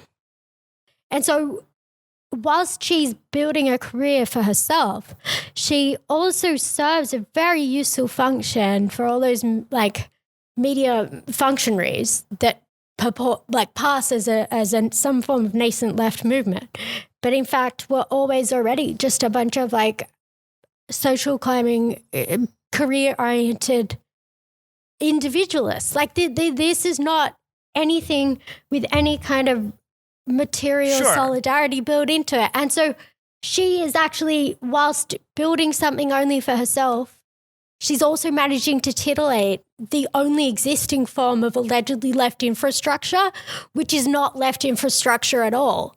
And so what that serves to do is marginalize any form of meaningful critique of her. And so it sort of posits her as this vanguard of socialism, quote, socialism, which is always already totally liberal. And it also serves those to journalists damage... are professional class, and we know that the professional class isn't the left. We've talked about that before. Yeah, totally. But I'm finally getting to my ultimate point, which is simply that if she was in any way serious in the one area where I think she has potentially had real power is bridging what was ultimately a bullshit gap, but a gap that existed nonetheless, between the professional middle-class women just like her and the ones who have fallen in love with her incredibly quickly because she actually reflects their politics. She had very real power to bridge the gap between them and the politics of Bernie Sanders, because for more than 6 months, you've been hearing a significant contingent of those motherfuckers who, small though they may be in number, they are incredibly influential in terms of setting the tone of debate and coverage in the Democratic Party primaries. She had the power to methodically and carefully articulate to that particular set of people why my politics are Bernie's politics. If you like me, he's your guy too. Because there have been an inordinate number of those motherfuckers who will be literally blowing smoke up AOC's ass, wishing she was old enough to elect, etc., claiming that she's a democratic socialist, literally liking all of the policy proposals she makes, yet simultaneously disavowing Bernie. She's had the power for almost a year to be methodically making the case as to why she and Sanders are of a piece. And the fact that she is a young Latina woman is in no way contradictory with the democratic socialism of Sanders, the old white man. That democratic socialism is a broad tent that delivers for people of all identities. She had what I perceive to be as a huge amount of epistemic authority in the eyes of those people. And her unwillingness to wield it says to me, not only is she career-oriented, but she also just doesn't give a fuck. She doesn't share our goals. It's not just that she's daft or cynical or doesn't get it. It's that she fundamentally doesn't have the same goals as us. Because I think anyone who is on the left is unequivocal about the fact that Bernie Sanders represents a once in a generation opportunity in terms of silly presidential politics. He is qualitatively different. He's totally different than any opportunity we've had and or likely to have for quite some time. And if you have what I believe to be is a reasonable amount of epistemic authority to speak to a false divide that Hillary Clinton created between one half of the party and the other half, if you have the power to try to reconcile that divide, I think you fundamentally, if you share our politics, you will do it. And whilst I disagree with her framing on some issues, I think that for a counterexample, Brianna Joy Gray has worked overtime to use her epistemic authority as a young progressive woman of color to articulate steadfastly and unambiguously that Sanders' politics are the politics of working people of every color. And I find myself, on occasion getting frustrated with Bree's sort of more tepid or diplomatic framing of things than we would go. But But every time I've seen her interview AOC, she's asking questions that are far too radical for AOC to even either get or endorse, right? Like Brianna's questions are ones that AOC doesn't even engage with the meat of them. Yes, this is what I've been saying the whole hour. So why did you frame it as like it's a critique of what I'm saying? It's the same thing I've been saying. Wait, was it that? No. Wait, where were we? I just lost my train of thought. Sorry. That point that I made about how she doesn't support Sanders and she says that there are many progressive women in the race. Yes, yeah. That's what I've been saying, that she has demonstrated that she's not actually committed to this in any way. Yes, yeah. That this isn't what she's about. That's what I've been saying. Yeah, okay. All right. Well, well, we agree then. But so why did you pitch it as a disagreement? What did I say that you thought? Did I pitch it as a disagreement? Okay, so for example, I don't care if Liz Warren didn't endorse Bernie in 2015. Because whilst people had some dumb ideas about her being a leftist, I think special situations create special opportunities that only some people are in a position to potentially take up that burden or responsibility or whatever. And I don't think that in a free society that we mandate things, we mandate certain people do certain things. But I do think if someone wants my respect, and certainly any kind of respect, and for them as any form of leader, you don't get to just renounce what I perceive to be as like, she had a giant amount of power to do something really meaningful that she didn't even engage with. And that to me is just, I feel like she had a special duty above and beyond that of someone like Warren. Because I think their situation was more similar, or at least that it would have been reasonable for Warren at the time to have perceived the situation as similar.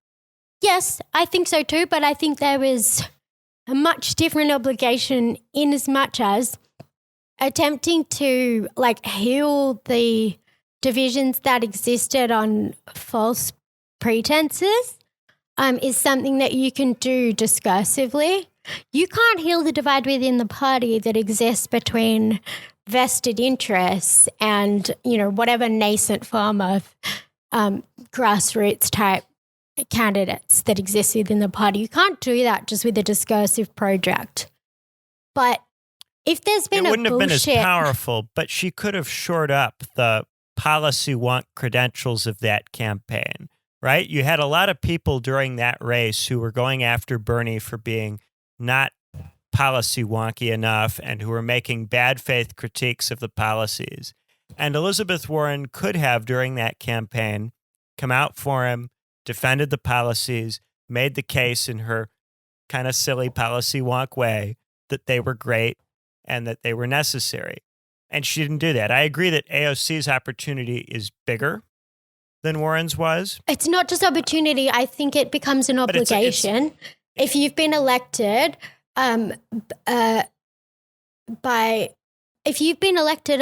purporting to be a candidate explicitly committed to that set of political ambitions and whose very existence as a political actor is dependent upon Sanders. Sure. I guess what I'm saying is, so everyone knows that I have we both have a complete disdain for Elizabeth Warren. But my disdain for her is, it's a storm in a teacup compared to just the repugnance I have for AOC.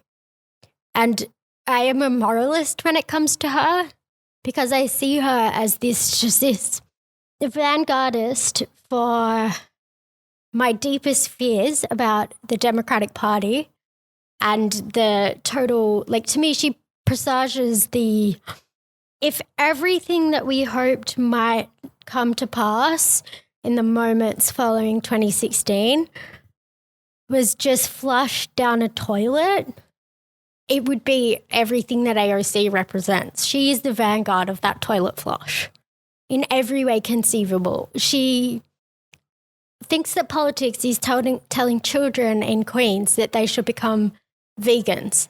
And at the same time, she's managing to neuter and empty whatever, apparent voice there is for a democratic socialism. It is just being pissed away on her Instagram feed and her trash the patriarchy tweets. Like, it is just so deeply disappointing to me in a way that Warren could never disappoint me because I expected nothing from her and never had any hopes in her. I don't see all that much difference because the way I see it, Bernie Sanders has the capacity to kickstart something if he gets elected president and has the opportunity to give a lot of young left-wing people jobs in government, experience in government, networks in government. And anyone who damages that in significant ways is, I think, in roughly the same boat to me. And AOC damages him by withholding endorsement and by framing everything in a way that's damaging to his campaign. Warren damages him not just last time in withholding the endorsement, but this time in running for president against him and in attempting to position herself to his left nominally through these policy wonk things. And by getting people who are supposed to be on Bernie's side to write nice stories about her instead of talking about him, instead of promoting him. And so we don't have what we should be having, which is the Bernie Sanders dank meme stash all over again. Where's all the Bernie content? Where's all the, hey, we need Bernie, Bernie's important? Where's all of that? Instead, it's a bunch of Elizabeth Warren came out with a policy proposal. Ooh, I like her. And instead, it's all, hey, here are the things I don't like about Joe Biden's personal life. And hey, here are the things I don't like about that Bacharach piece about whether or not Mayor Pete Buttigieg is sufficiently aesthetically LGBT. Identity can be very powerful to me. We're just yes, we're, it we're is not, to a neoliberal. It is. It is though. It is. It's a mode by which they accumulate capital, social and otherwise. What's going to happen here? Well, all of these people are getting in the way of Bernie Sanders running a competitive campaign and increasing the chance that he doesn't win. And if he doesn't win, then there is no chance of anybody else winning the presidency on a left ticket for a very long time, which means there's no chance of those networks developing, of people getting into government, getting government experience. And that's what you need if you want to actually take over the Democratic Party and turn it into some kind of left-wing force. You need a huge number of people with experience in government who know how the system works from the inside, involved, running for stuff, running competitive races. We need to take the left out of the fringe and get it involved in the actual practice of governing. And that isn't going to happen if Bernie Sanders loses. It's going to be right back to the wilderness. And so for me, anybody who's getting in his way, for any reason, no matter how small it may appear, if you're not out for Bernie, then you are potentially condemning the left to decades of additional irrelevance. And so I don't see any real distinction in terms of their effect on politics between Elizabeth Warren and AOC. And there may be affective reasons for liking one or being more annoyed with one than the other. But politically, there is no difference. They are both withholding support from the only left-wing candidate who has any possibility of doing anything. They are both, by withholding support, implicitly endorsing the exile of the left to the fringe for another generation. And that's what really bothers me about all of it. And there's all of this aesthetic stuff to do with what so-and-so says and how so-and-so talks. And what it comes down to is I would let AOC say whatever she wants about whatever she wants if she would just endorse Sanders. And I'd let Warren say whatever she wants about whatever she wants if she would drop out of the race and endorse Sanders. And the fact that these people will not do this means that they don't care about anybody but themselves. Yes. Either that or they have absolutely no understanding of the political moment and they're deeply stupid. It's one or the other. I don't think you get yourself elected to Congress as the youngest member ever, the youngest female candidate in Congress ever, beating an incredibly powerful member of the party, like the second in command. You are not politically unsavvy to do that, to unseat him. You can have a localized savvy. She can be good at running in that district. She can be good at knowing what people in that district like. But that doesn't make her nationally competitive. And there are some districts in this country that are gerrymandered to the point where to be competitive in those districts and to be really, really effective at mobilizing people in those districts, you are encouraged to say and do things that are career killing from a national standpoint. But I'd forgive all of that. I'd forgive it all if she would just endorse him. The fact that she doesn't endorse him means she's either not committed to a left-wing project or she's stupid. Yes, I think it's totally binary on that front. But I don't... I think it's fairly self-evident that she's not stupid. I don't think that she's incredibly... From that comment about immigration, that totally nonsense... mobility is a human right. And by the way, the human rights that implicitly apply to all humans come from the fact that Latinos are native people and this is native soil. That remark, listening to that Intercept interview, listening to the cadence, the way she talks, the things she says, I'm not convinced that she's intelligent. I don't think you need to be smart to win an election in the United States. I don't think you need to be smart to beat someone who's got a lot of political experience.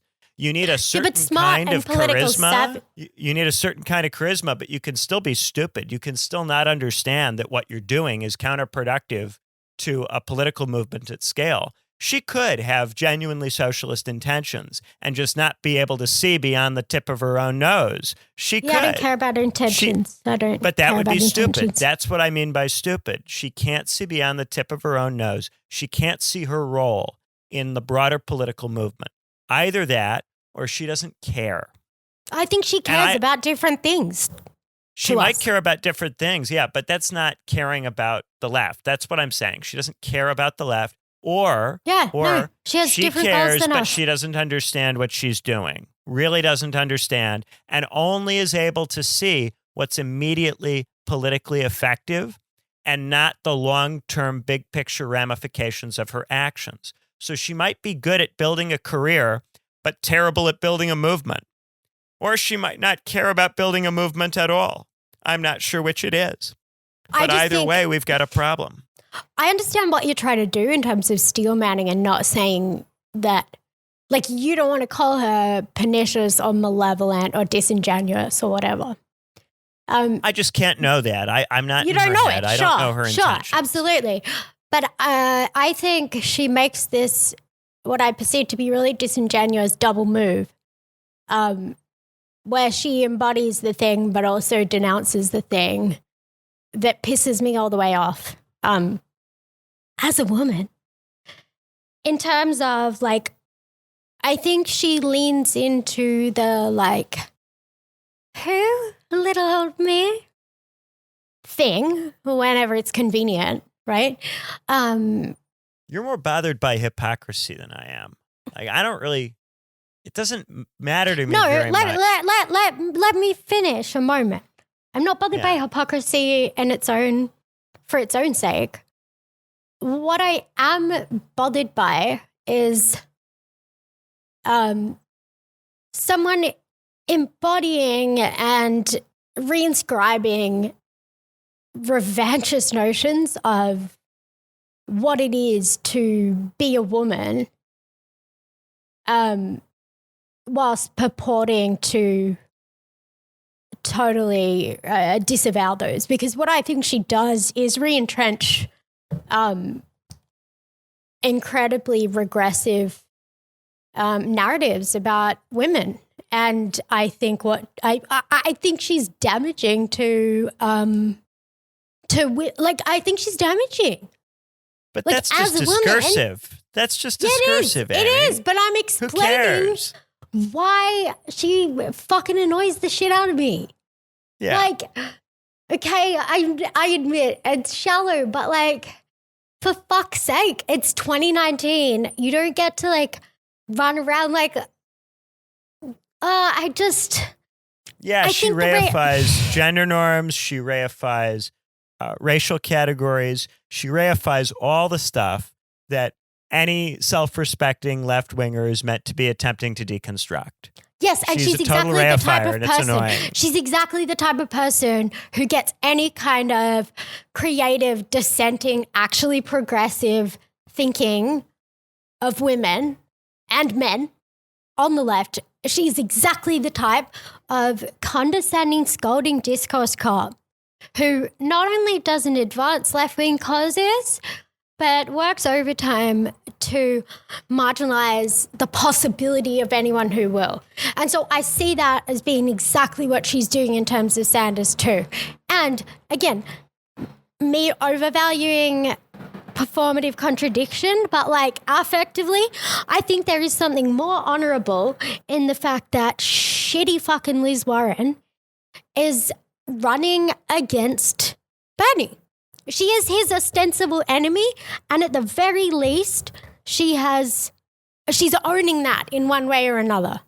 Whereas right, like I said, you're more bothered by hypocrisy. I am, because of, okay, here's the difference. You remember in the early 90s when all this motherfucking triangulating was going on, and after the fact, everyone looks back, all of the shit-lived centrists look back and act all shocked and appalled and dumb about the fact that NAFTA may be not such a great idea, and everything that has happened in the intervening years and the steady rightward lurch that has occurred.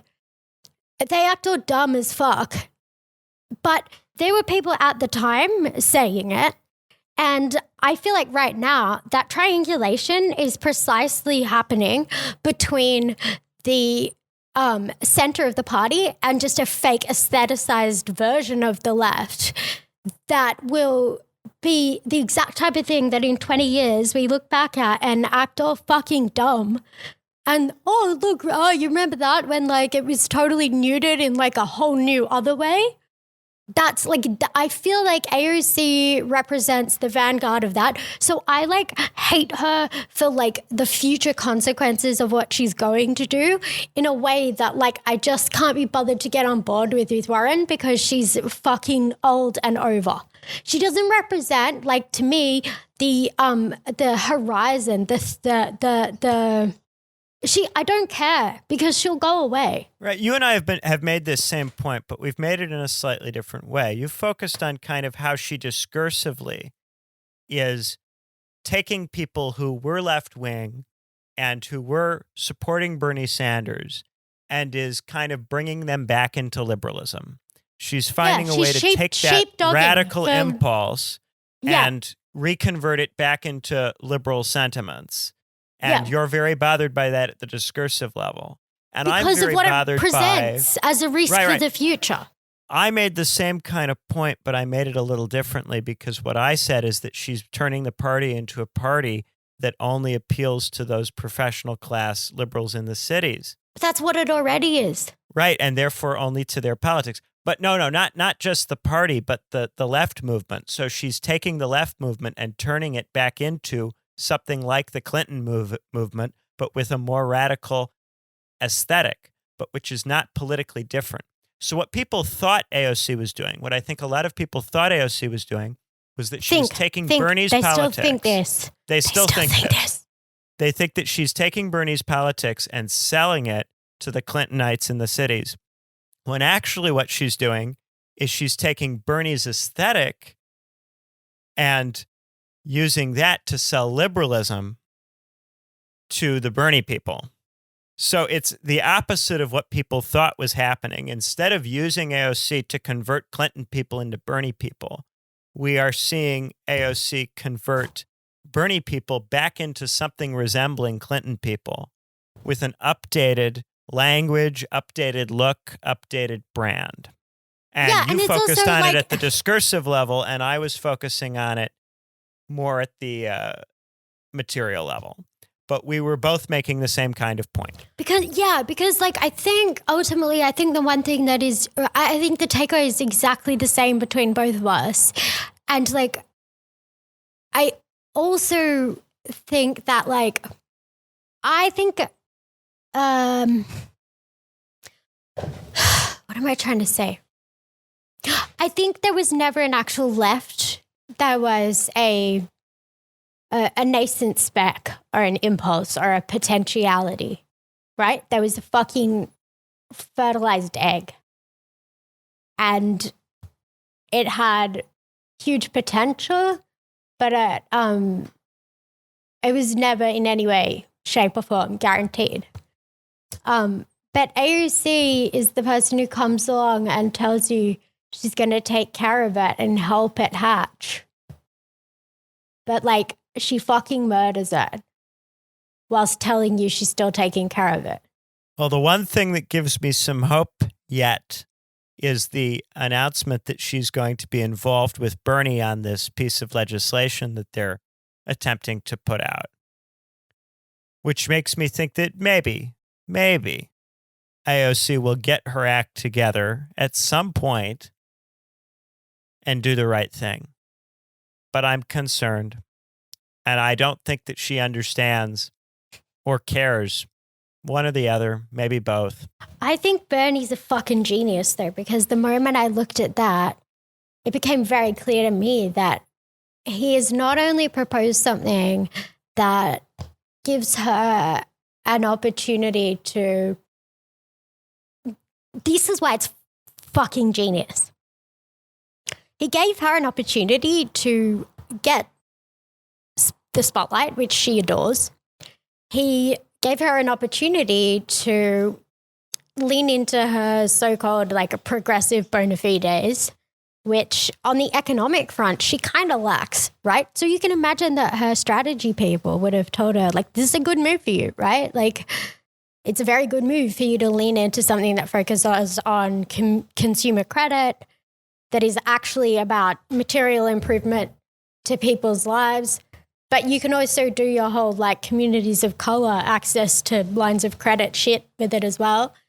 But what it also does, and this is why I think it's absolutely genius, is it plucks one of the few strengths that Elizabeth Warren has in terms of an actual history, in terms of actually achieving anything politically. It steals that from Warren as any form of advantage. And it also recruits AOC as a lobbyist for Bernie on the one issue where Warren potentially had an argument to make about her superiority as a candidate. The thing that's frightening is that Bernie Sanders has to recruit AOC for this in the first place. Why didn't AOC immediately offer herself for this purpose? Why didn't she immediately look for ways to help? Because Bernie is not powerful within the party. That's why. Right, because she's trying to build a career and not a movement. Yes. So I'm just hoping that either AOC decides to reevaluate or she... Get out of the way, nice. bitch. As long as she's out of the way. Nice. As long as she stays out of the way. Like, I'm not in this thing of like, oh, we need to fucking push her or like being constructively critical. AOC is not listening to any of us. She has no obligation to any of us. None of us are her constituents. We don't get to, like, we're not going to fucking influence her. She already thinks she's an Instagram influencer.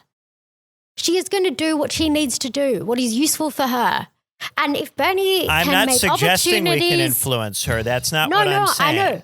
I'm saying that I have no hope for her in any way rethinking anything or being useful unless someone manages to present her with an opportunity to be useful that gets her out of the way of causing harm, whilst also presenting her with a very real opportunity for her own advancement. Because that's the only way she'll ever be useful to us is if we give her a cookie. That's all. I have no hope other than that. But if you give her a cookie to stay out of the way, then that's good. Well, there's still a question about endorsement. AOC still potentially could endorse someone in the race, and that means she could belatedly attempt to reattach whatever she's doing to Sanders. Which she will do if it looks like which she will do if it looks like he's going to win. And if she waits until that point may not come. So this is where I am just quite concerned that someone like AOC may, not just in the future down the line, inherit some left-wing movement and treat it badly. If Bernie Sanders doesn't win, there's not going to be a left-wing movement with or without AOC of any substance in America for quite a while. There is no left movement right now. There's no social base of left politics. Insofar as there's a left movement, it's the Bernie Sanders campaign.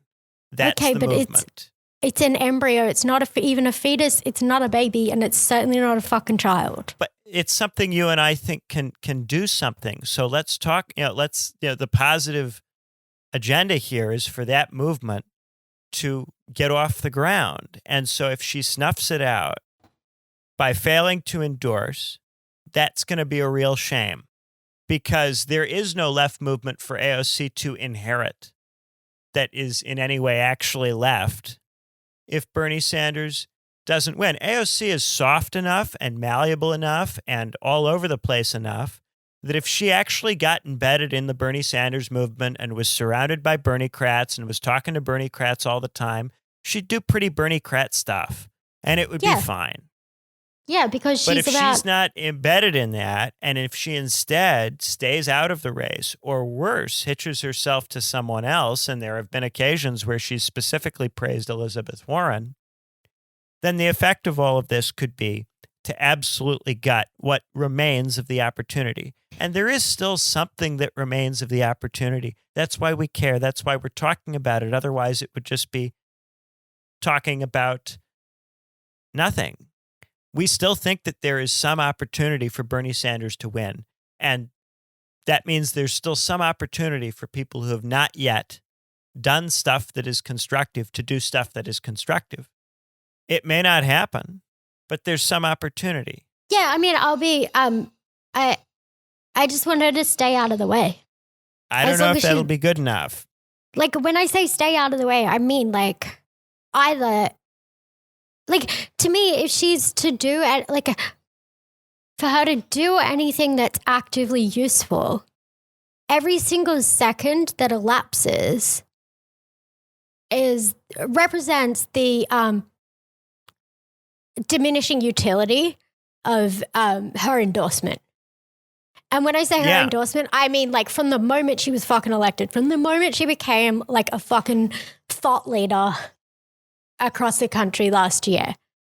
It was a ticking time, like it's been a ticking timer in terms of the amount of influence and impact she could potentially have.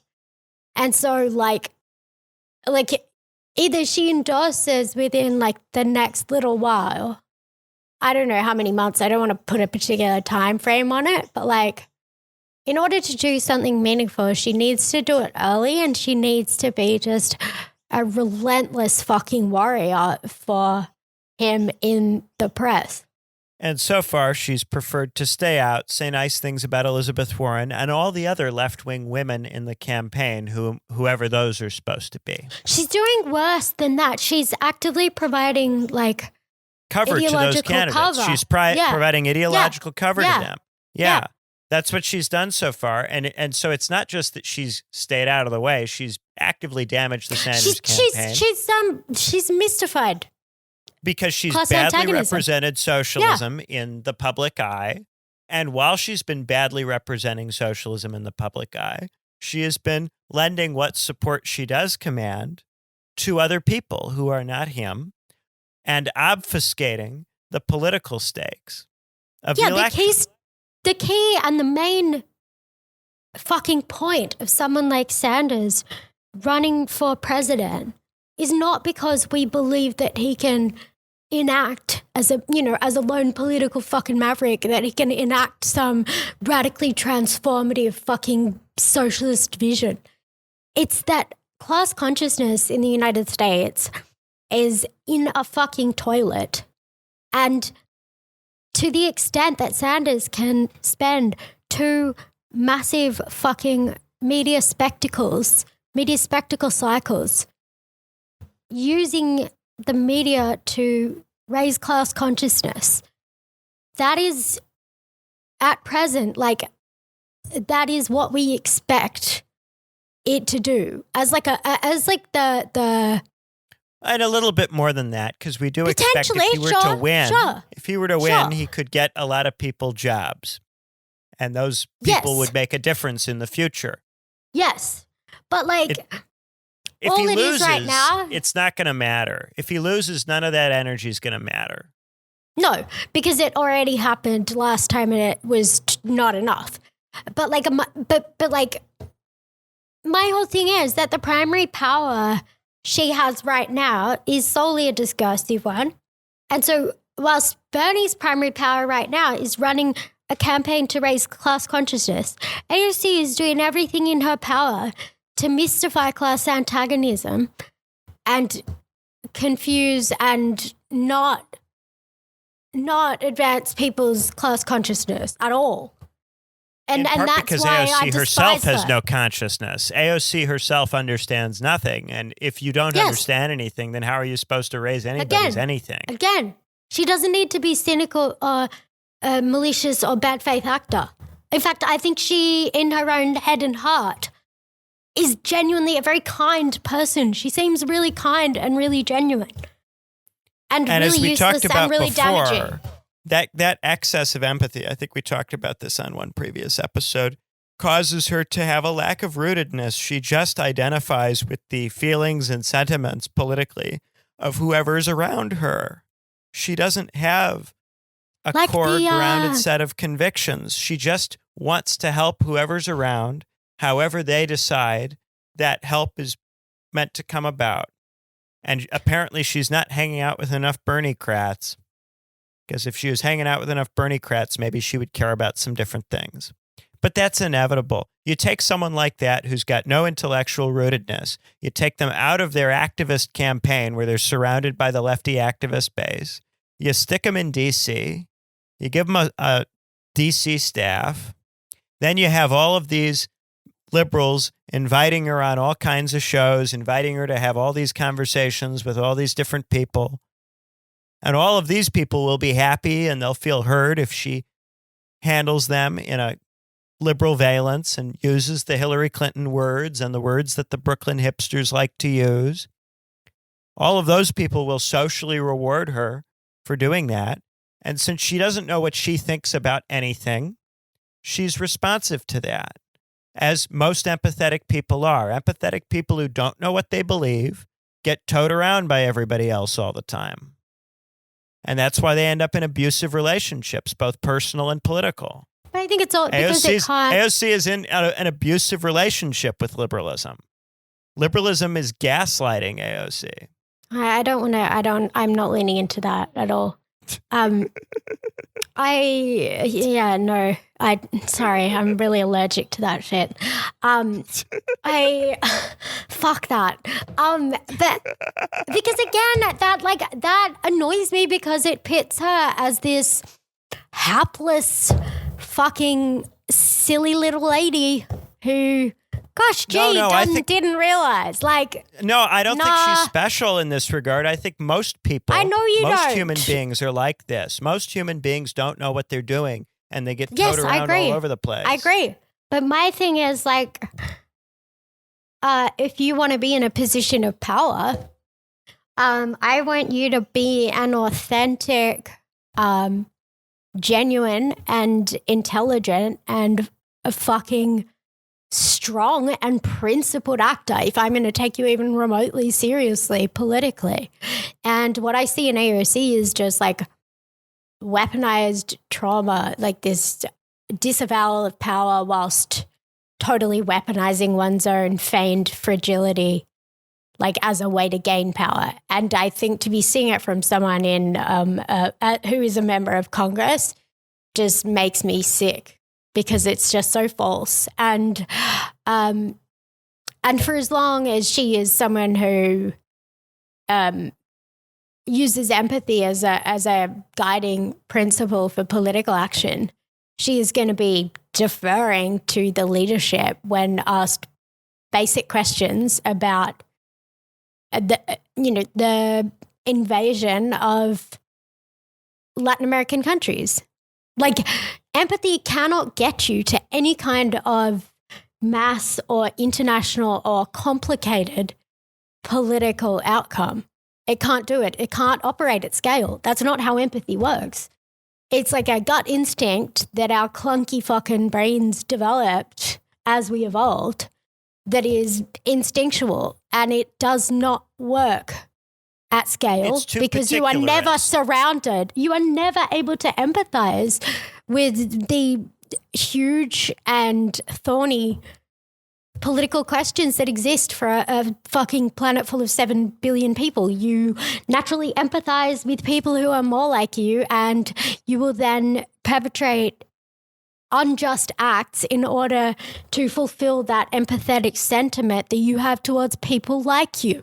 Empathy fosters tribalism, and it makes you callous, cold, calculating, and or indifferent to people who are not within your circle of empathy. And it's why I find it so repellent in a political actor, because it's ultimately a really repellent, it leads to repellent outcomes politically, such as, well, I defer to the party leadership on whether we should be fomenting a coup in Venezuela. I defer to the party leadership because you don't have a fucking spine or any set of principles. And empathy doesn't help you understand the complexity of that situation. Empathy is what Trump has when he sees one picture of one issue and is surrounded by somebody who purports to care about it. Like, empathy is the moral intuition of a child. But like, once you grow up, we need to do away with childish things and think like adults. And that's just to be a regular functional human being in the world, let alone if you want to be a fucking leader. And so this whole empathy I'm just done in with and of it. itself is okay. You just can't be doing politics primarily. Not as a political guidance. Empathy is something to have in your life is fine. I love empathetic people. Empathetic people are great. They're very good friends. They're very good partners. And I don't mind empathy in a politician, provided it's not the thing that makes their decisions for them about what to do and how to think about how the world works. The problem is when your substitute for having some kind of intellectual vision is your feelings. That doesn't take care of having some kind of systematized understanding of the way the world works and some kind of strategy for navigating within it politically. You can't make up for that with feelings about stuff because feelings are too changeable. They're not consistent enough. They're too particularist. They're too hierarchical in who they tend to prioritize and who they tend to not prioritize. They also just obfuscate the actual stakes, and they make you sit there and pontificate about your empathy for the privileged white people who are all exactly like Brett Kavanaugh. It's going to be very painful for all those shitty garbage white people to really deal with just how guilty and deplorable they really are. But I empathize with them. No. Sorry. So don't think for a minute that we don't think that AOC is kind and empathetic. She's very kind and empathetic. That's to part a of the fault. problem. It's part of the problem. Also, I'm an empathy cock fucking bag of slop in my, interpersonally. Like, I'm only, a political hard ass. Like, I have to work overtime to try to, tamp it down within myself. So it's not just like, oh, I'm just like, a dry analytical spurg who like cannot relate to sort of operating in that kind of valence. I have to work overtime to not do that because I'm yes, committed listeners to... don't know what a great friend you are. Shut and up. What a good listener you are, and how kind Shut and up, caring dickhead. you are. Shut the fuck up. You know what I mean? No, I just mean like I'm a bag of slop, like in terms of the amount of empathy that I have for people, even people who are totally fucking garbage. Like I feel sorry for that Peter Solar moron because I just feel so sorry for him that he's so sad and alienated that he's like stalking everyone. Do you get what I mean? Like I just look at him like, oh, you poor lonely fuck. You poor guy, I feel so bad for you. And then I'm like, actually, Aimee, like this is turning you stupid. Like this person is doxing you. Like you don't have to fucking sit and sympathize with the devil. Like it sucks, but it's also not your problem in the moment. Like right now, your problem is that he's, like, anyway. Whatever. I'm babbling at this point. You get what I mean? Well, yeah. Since we've reached the point where that guy has come up, I'd say we've reached about the end of what's left. It's like Godwin's law. Like, you're way over the character limit by the time you're talking about. Yeah. Okay. Whatever. I'm babbling. Nothing left. Well, hopefully that explains to you guys why I mentioned AOC, and maybe you were able to pick up from all of that why Aimee initially did not want me to talk about AOC. Yeah, I wasn't worried about what you'd say. Just didn't want to get triggered and get us cancelled, but I've spent all week cancelled. I'm just beyond cancelled at this point, so whatever. Lean into it, hey? Yeah, Aimee's got the blue eyes. I'm good and mad. Sorry, for people who don't know, that's the name of Rebecca Traster's book. Anyway, sound off in the comments. We were thinking of doing at some point in the future, potentially with an expert on this particular topic. There was a whole series, like a genre, if you will, of shit-lived feminists fantasizing about women's rage that took the publishing industry by storm over the past 18 months, the Traster book being among them. We are thinking of potentially doing a reading series where we kind of engage with some of the arguments that those books are making and sort of fit them within a broader critique. So yeah, sound off in the comments if you would like to hear something along that line in future. What else? What else is left, Benjamin? We were thinking about doing a Q&A episode at some point. So if you've got questions for us, if you ask those, we may at some point elect to answer them, provided that they're actually good questions. Yeah, or if they trigger me, because as you can see, that always gets the content. You can always get flowing. Aimee rolling. Just trigger the shit out of me, and then deprive me of sleep, and then I'll take 12 minutes to say something I would ordinarily say in one, like right now. Adam, can you please cut this? I am babbling. Okay, so yeah, I think that's about all from us. As always, if you would like to reach out to us on social media, we're on Twitter at whatisleftpod, Gmail at whatisleftpod@gmail.com. And as always, if you would like to support us in more tangible ways, we are on Patreon at patreon.com/whatsleft. And you will be able to access our B-side each week, our second episode each week, and all of the previous bonus material. But I believe that from us is all that's left. Bye. Bye.